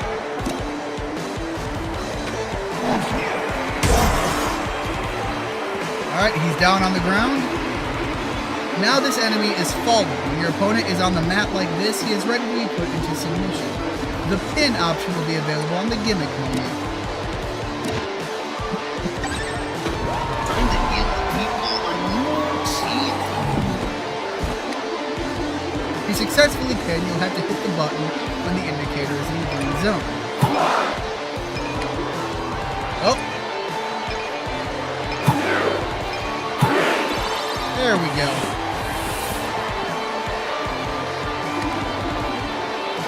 Nice. Now the enemy is down and out. If you fail the pin attempt, your enemy will kick out and recover some HP. You can always attempt to pin him again after damaging him. Every pin attempt you do will get easier. Alright, so subsequent pin attempts are not resetting the bar to 0. I still need to learn Spanish. There's a cover singer who does covers in Spanish I'm a big fan of, and I'd like to be able to understand what the heck he's singing.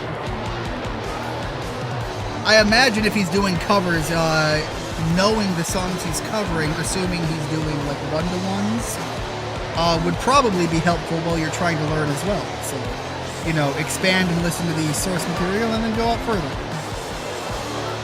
This game looks fun. Is there a Switch version? I am almost 100% certain there is. I can look that up right now.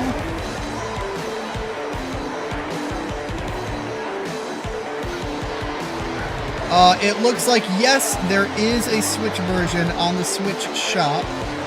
And, let me see here. I don't think this game is particularly pricey for what it is. Yes, it looks like you can get it really cheap right now. Really? Alright, no, that must have been some other thing it was advertising within that. Yeah, I see what it was doing. I was looking at Google to see what the price was, and I saw a price that did not match up with in my head anything, so it was pulling information from advertisements at the bottom of the Nintendo website for the game. It's $30, which, again, you do get a full game here for this. And it is available on the baseline Switch, which means it is also available on the Switch 2, I believe. Be on your guard, though. Enemy wrestlers can also pin you, obviously. Also note that not all enemies will need to be pinned, only wrestlers and other tough guys. And so you get experience, and from that experience, I'm sure you'll be able to level up.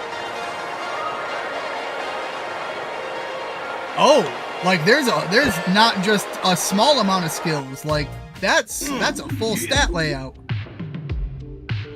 And that covers the basics of wrestling. Strike and slam your opponent and be sure to hit those button prompts for extra damage. Beat them up enough and they'll be softened for a pin. Remember to keep things exciting and interesting to keep the crowd engaged. Build your hype meter. Thanks, Randy. Why don't you lend a hand with the other greenhorns around? When you're done, come see me in the AV room for some lessons with the other advanced students. Alright, one more second, guys. I apologize. I keep having to step aside for a second here.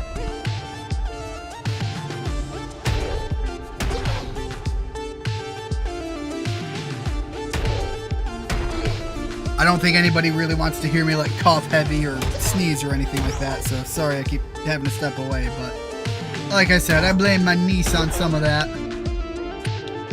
There we go. Toggle the on and off here for the running. Is there a benefit to using these? Can I use these? Apparently not. Not right now. Thanks. What's with the ladder? Are they repairing something? The only thing they're fixing is the lack of spice in this matchup. Many battles include some kind of extra scheme or rules. These themes amp up the challenge and the crowd. For a special match, attaining victory is a matter of playing by the rules for that match. You gotta get in that TLC game. I'ma bust you up, boy. What torso do I choose? Is it really all about the fringe? Fringe is important, but you should also consider the materials that the torso is made of. Each material hold the hell up! There's a deep system here? Each material reacts differently to the many types of elemental damage out there. If you know what element your opponent is going to use, you can prepare for it.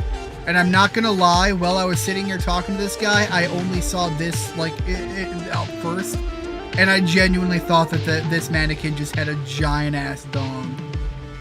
I didn't realize that it was a prop pole.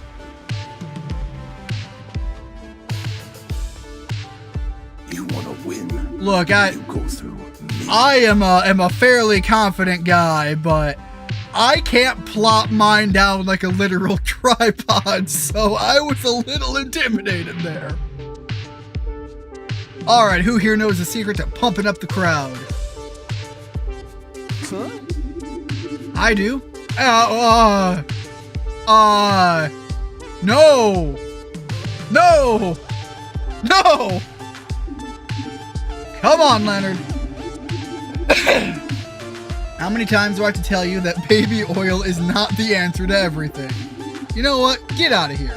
Go do some burpees until you Take some puke. notes and soak it Sir, in. you can pump up the crowd by showing your spice in the ring. Very good, Randy. But what about before you get in the ring? I'll tell you, you've got to get on the mic and cut a promo so hot it will ignite the crowd and burn your opponent to ash.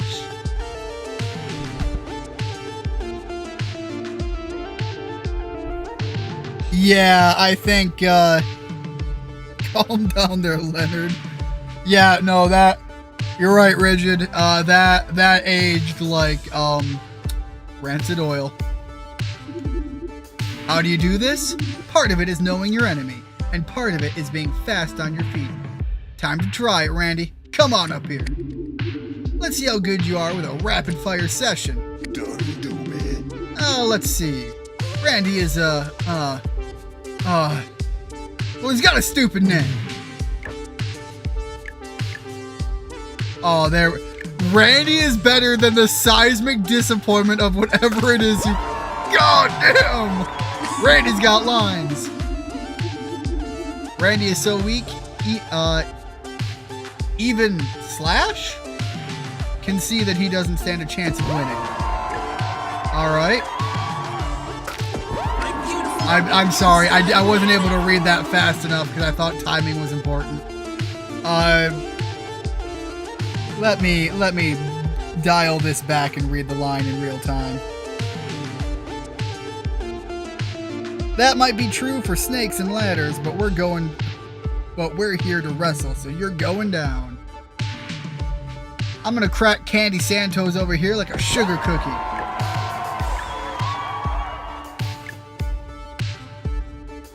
Well, you should be careful with all that sugar and candy, or you might get diabetes. Okay. Alright, I failed there. I probably had to read his name to see that it was some sort of cat gimmick. I forgot to read his name. You see, class, you can generate hype for a big match by flexing on the mic. If you want to see more, I have an old match here on the TV between Luchador and Dash Talent, back when the Luchador was still part of Paw. Prior to this bout, Dash had been antagonizing the Benefactor Terror with a fishing rod during his matches against other opponents, trying to hook him during the high-flying move. Alright, you slam junkies, get back to work. Except for you, Randy. I have a job for you. What is it, Mr. Stretch? There's a guy from the Boxwood Extreme Wrestling, the local wrestling league over at the Macho Man statue. You know it? Do I ever? Great. This BEW wrestler needs help with his gimmick. You'll know him when you see him. He's kind of between styles.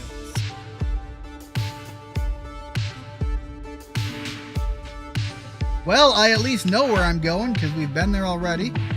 Check out your current objective. Press right trigger to bring up the UI panel and overall helpful reminder of what you should be doing. There we go.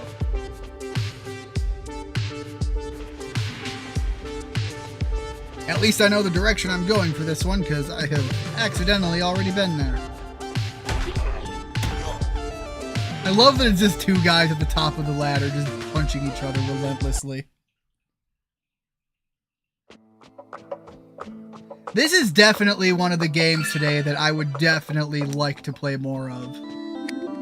Whether or not I'll be playing it on stream, that I'm not so sure on, but definitely one I'd like to play more of. Yeah, okay, I did already read this. So let's see, we're looking for a guy who is between styles. Such machismo. It's truly something, It's isn't it? prime time, folks. I was always more of a fan of guys that wore face paint. Though that time Jake the Snake trapped Macho Man on the ropes and attacked him with the Cobra would go over big in BEW. BEW? Wait, you're the guy I'm here to meet? I'm from the training gym. I'm here to help. Great, so you see, I can't quite decide which way to go. Should I be vibrant and electrifying or dark and brooding? I think dark and brooding fits BEW better, but I just like using bright colors. I've got to pick something that will fit with the vibe of the other guys or the writers won't know how to use me. Writers? Forget it. Look, can you just go to the face paint shop for me? They have some samples I want to try out. Yeah, face paint. So the wrestlers will like you. Poor thing. Babbling about writers, he must be delusional.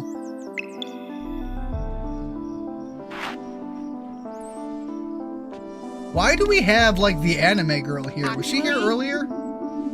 I came all the way from Omocha Machi to check out this shrine.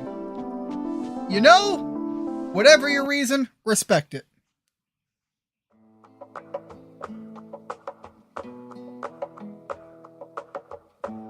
Well, I'm going to be playing a game from today's stream because I got the one I said I was interested in earlier. BEW is obviously a play on AEW. If you're going to check that game out, let me know in the Discord what you end up thinking about it. And also, because I was smooth-brained and didn't want to do too much exploration in the singular session to check that game out, let me know what how you ended up getting past that spider thing. Strange, there's nobody here. Maybe they're in the back. Face paint. On your feet. What kind of madman would do such a thing? Wait, what? Okay. Hello. Take it all. Gather the war paint for our overlords. The most electrifying thing They're looting the shop. world of wrestling has ever seen, brother. I love that we're getting I don't know if you guys are getting it because, again, there is the audio balance is not something that is consistent from game to game. But there is, like, some overdubbing that are clips from Macho Man, and I love it. Here's one. Take him alive and we'll melt him. We'll melt him down to use his plastic as war paint. You monster!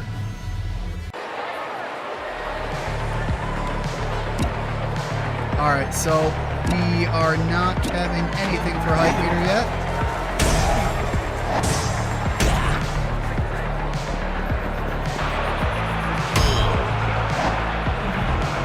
Oh, okay, different button commands. There we go.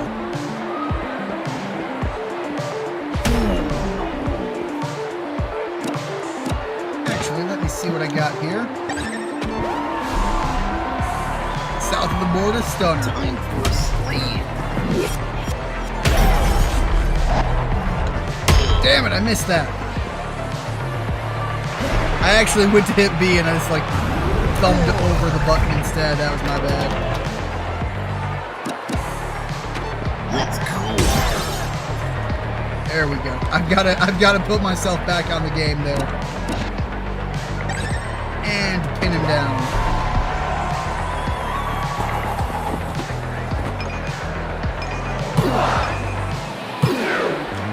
Oh, I missed it.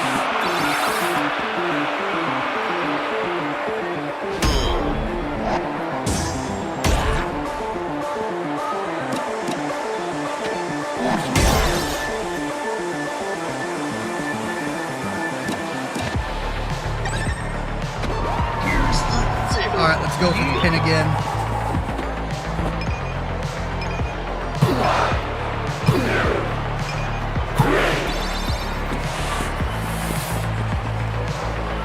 The cat referee. I mean, it's a heck of a toy box world. Dig it. I should find the shop owner before these wasteland slammies try to melt him down too. I imagine it's gonna be... Oh, that's how you save, I guess.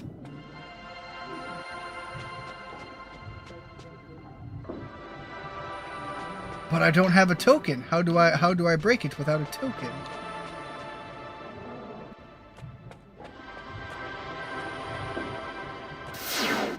Oh, I do have a token. Fair enough.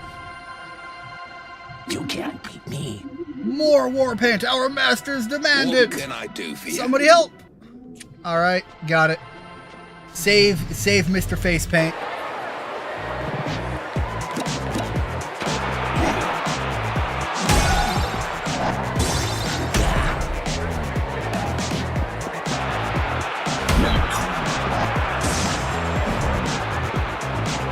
I didn't think that I'd have to worry about the counter shots actually missing.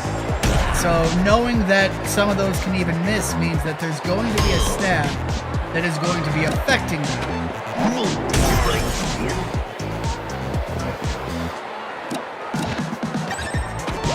Pin him down. Nice brother.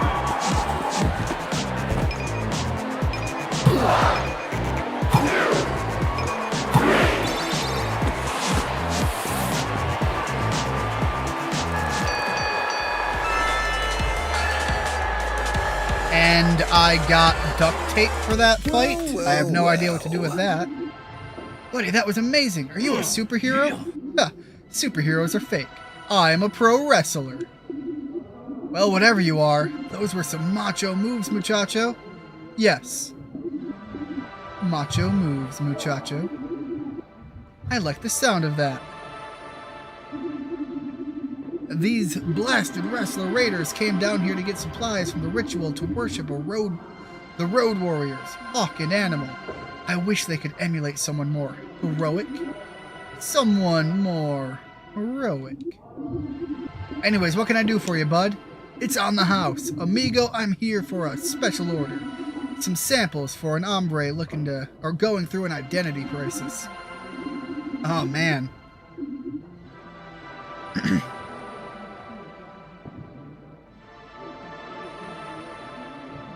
I know the one. Can't decide between goth and surfer. Here they are. Thanks, muchacho. I wonder if this is going to be one of those things where, like, he's going to turn it... Oh, alright, iron sights. Get a critical hit. I wonder if this is going to be one of those things where he's going to turn to my stance for what he should go with. And I wonder if he's going to be a recurring character that we'll actually get to see develop based on the suggestion. Because I'm already impressed by the mechanics they've put in play for the game.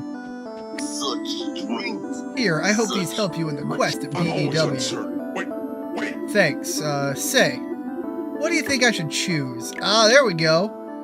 You've got to go with the surfer style. You'll stand out more and it suits a true hero. Go Gothamigo. You'll be more intimidating and mysterious. Fans will love it. Alright, I'm gonna turn this over to you guys. Which way do you think you should go?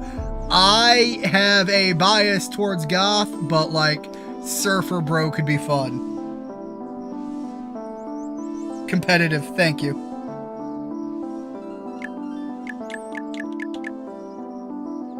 I'm just gonna leave it to the first response I see come through. Go goth. Thanks, I'll consider that. If you need me, I'll be over here practicing some catchphrases. Can I actually, like, talk to you about your catchphrases? Folks. No, that's not good. The only thing uncertain about me is I'm always certain. No. He's really struggling there, but he'll get there. He'll get there.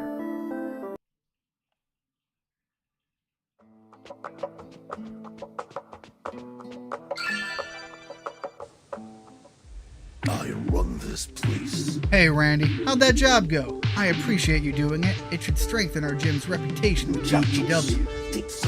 Well, it was unexpectedly enlightening, sir. Yeah, Boxwood Extreme Wrestling's a trip. They really push for an intense vibe. What with all the barbed wire and edgy characters and all. But it's what you got to do if you want to compete with the top dogs like Paw. Flush into action figure wrestling. I meant enlightening about myself, sir. Great! It's always good to learn more about ourselves and strive to become better. That's enough for one day. Are you closing up again tonight? You bet, sir. Thanks, Randy. It's dedication like that that'll take you far.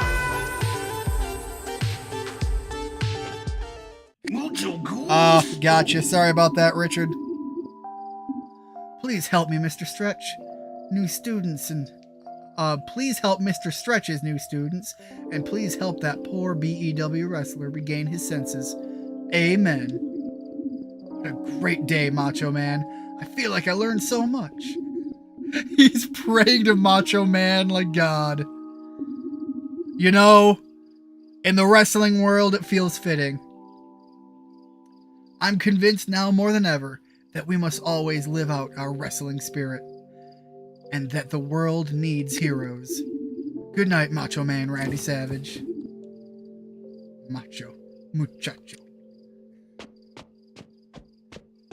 This is my... You're here already?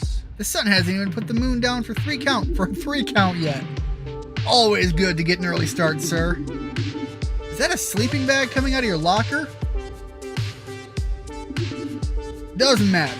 Listen, I've got a surprise for everyone. Head over to the ring when you're ready. Alright, we're gonna go see what this surprise is, and then we'll see where we're at with how I'm feeling, because my throat right now feels like I've got a blender in there. Alright, class, stop the flex and turn your necks. We've got a special lesson for you, Randy. Get in the ring. Yo, garlic parmesan wings sound so good.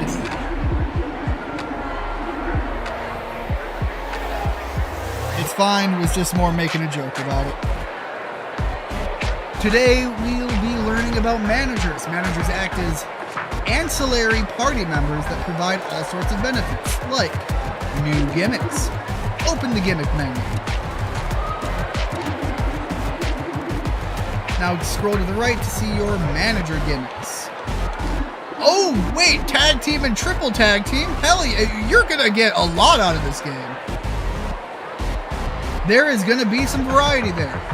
Alright, use my power heckle gimmick now. This is my domain. God damn, that looked so ripped.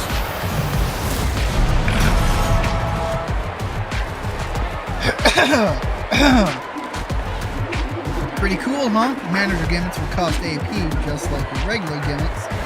They may also have other requirements.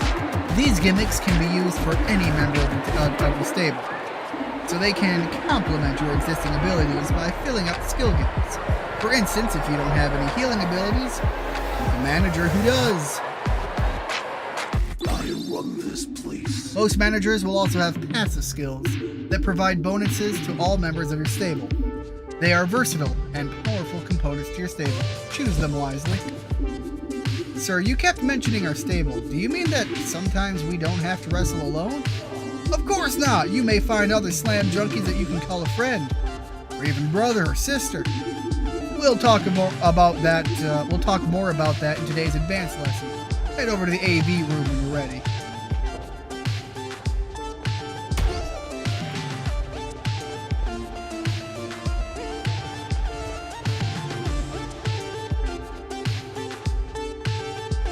This is my place. I love watching myself some competitive gray flags. So, class, yesterday we talked about how your skills on the mic can impact the hype meter. Even more important than that is what kind of hype type you choose. Who knows what a hype type is? I do. It's a type of...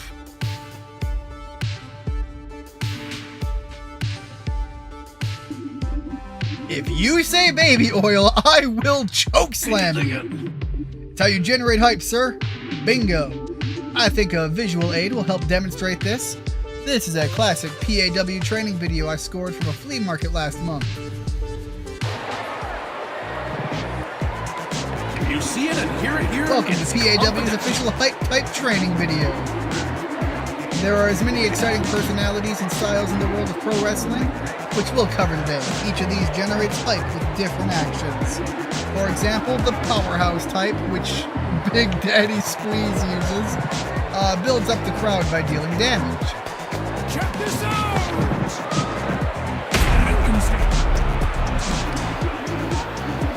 Those with the showman type generate magnificent dash talent, or like the magnificent dash talent, generate hype by taunting and flaunting. Not gonna lie, I kind of like that one though. Sidekicks like Jacques Bezaze elicit cheer whenever they support another unit.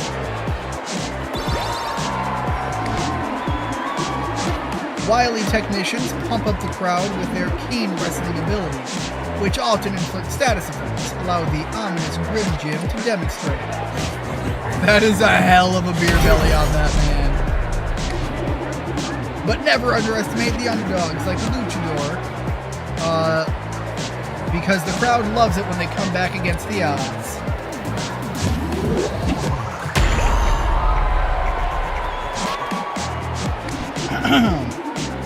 You are free to choose a hype type for any of your characters. Experiment to find the ones that suit your style or strategy. What is he squeezing? It looked like he had a big juice box. Alright, let's see here. Attacking generates +1 hype. Defeating, not pinning an enemy, generates more hype. Getting critical hits generates more hype. Cons, all gimmicks cost an additional 10% AP, damage reduction reduced by 10. I did like Showman. Taunting generates 10 plus hype. Nailing button presses during combat generates more hype after taunting. I kind of like Showman. What are the cons? After taunting, all friendly units take 50% extra damage for one turn. Ugh! Man, you timed that wrong and you're gonna take a beating. Damage reduction is reduced by 10%, so you kind of glass yourself up in order to be able to show off. I'm not going to be a sidekick. What's a technician going to do? Normal attacks deal less damage. Nailing button presses during combat generates more hype. Pinning an enemy generates more hype. Inflicting debuff generates more hype. Dealing bonus elemental damage. Technician just seems like it doesn't have really bad cons. like 15% less damage isn't terrible, and you get a lot of options to build your hype. None of them are like super massive, but still.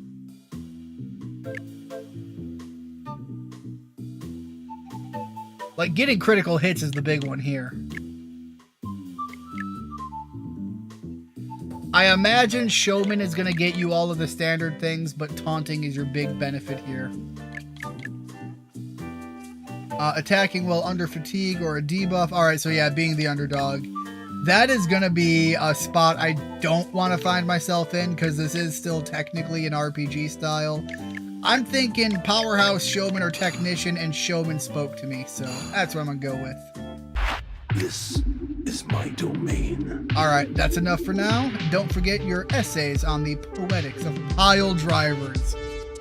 God, why can't school be that fun? Write your essays on the poetics of pile drivers. They're due by Monday.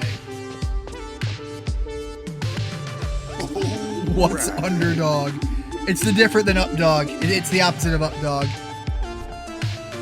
Hey, did you guys hear? Paw is supposed to put on a dark match over in Boxwood. Dude, no way. That's incredible. Yeah, and from what I hear, it's going to be an open event. Anyone can take part. Here's the catch. Since the event is in Boxwood, you know, the BEW is going to try and get their guy into it.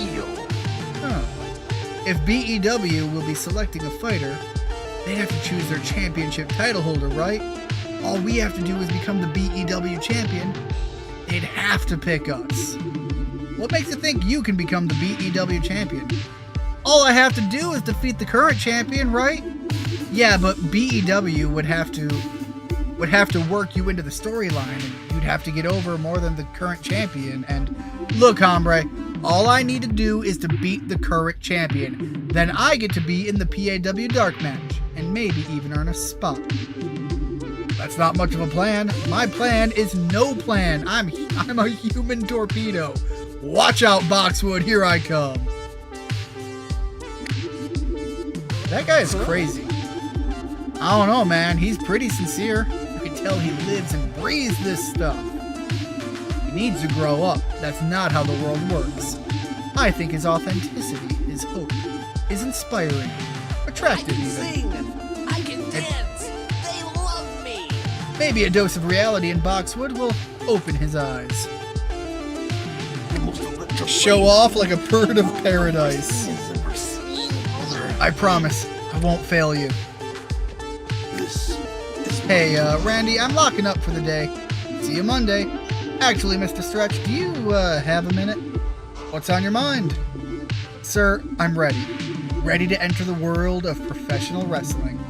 Paw is putting on a dark match over in Boxwood. I plan to become the BEW champion and enter the match for a shot at the big time. I've even got my gimmick picked out. From now on, I will be the Spice himself, the south of the border savage, Muchacho Man. That's quite the impressive shtick, Muchacho Man. But it takes more than a gimmick to win in the world of professional wrestling.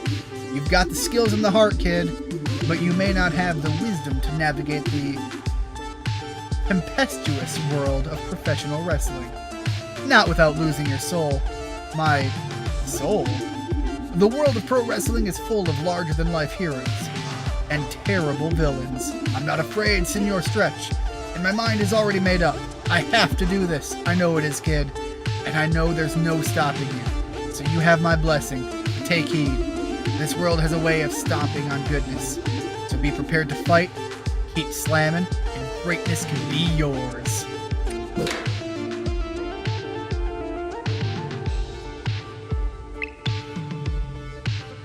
All right.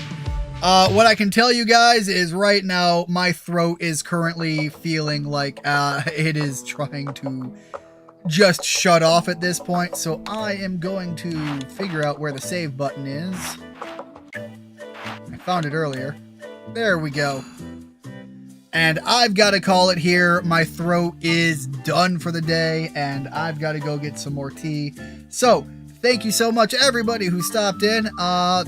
Honestly, got to check out a couple of really cool games that have been on my list for a while. Thank you so much, everybody. And as usual, when somebody comes through and says, hey, I like that.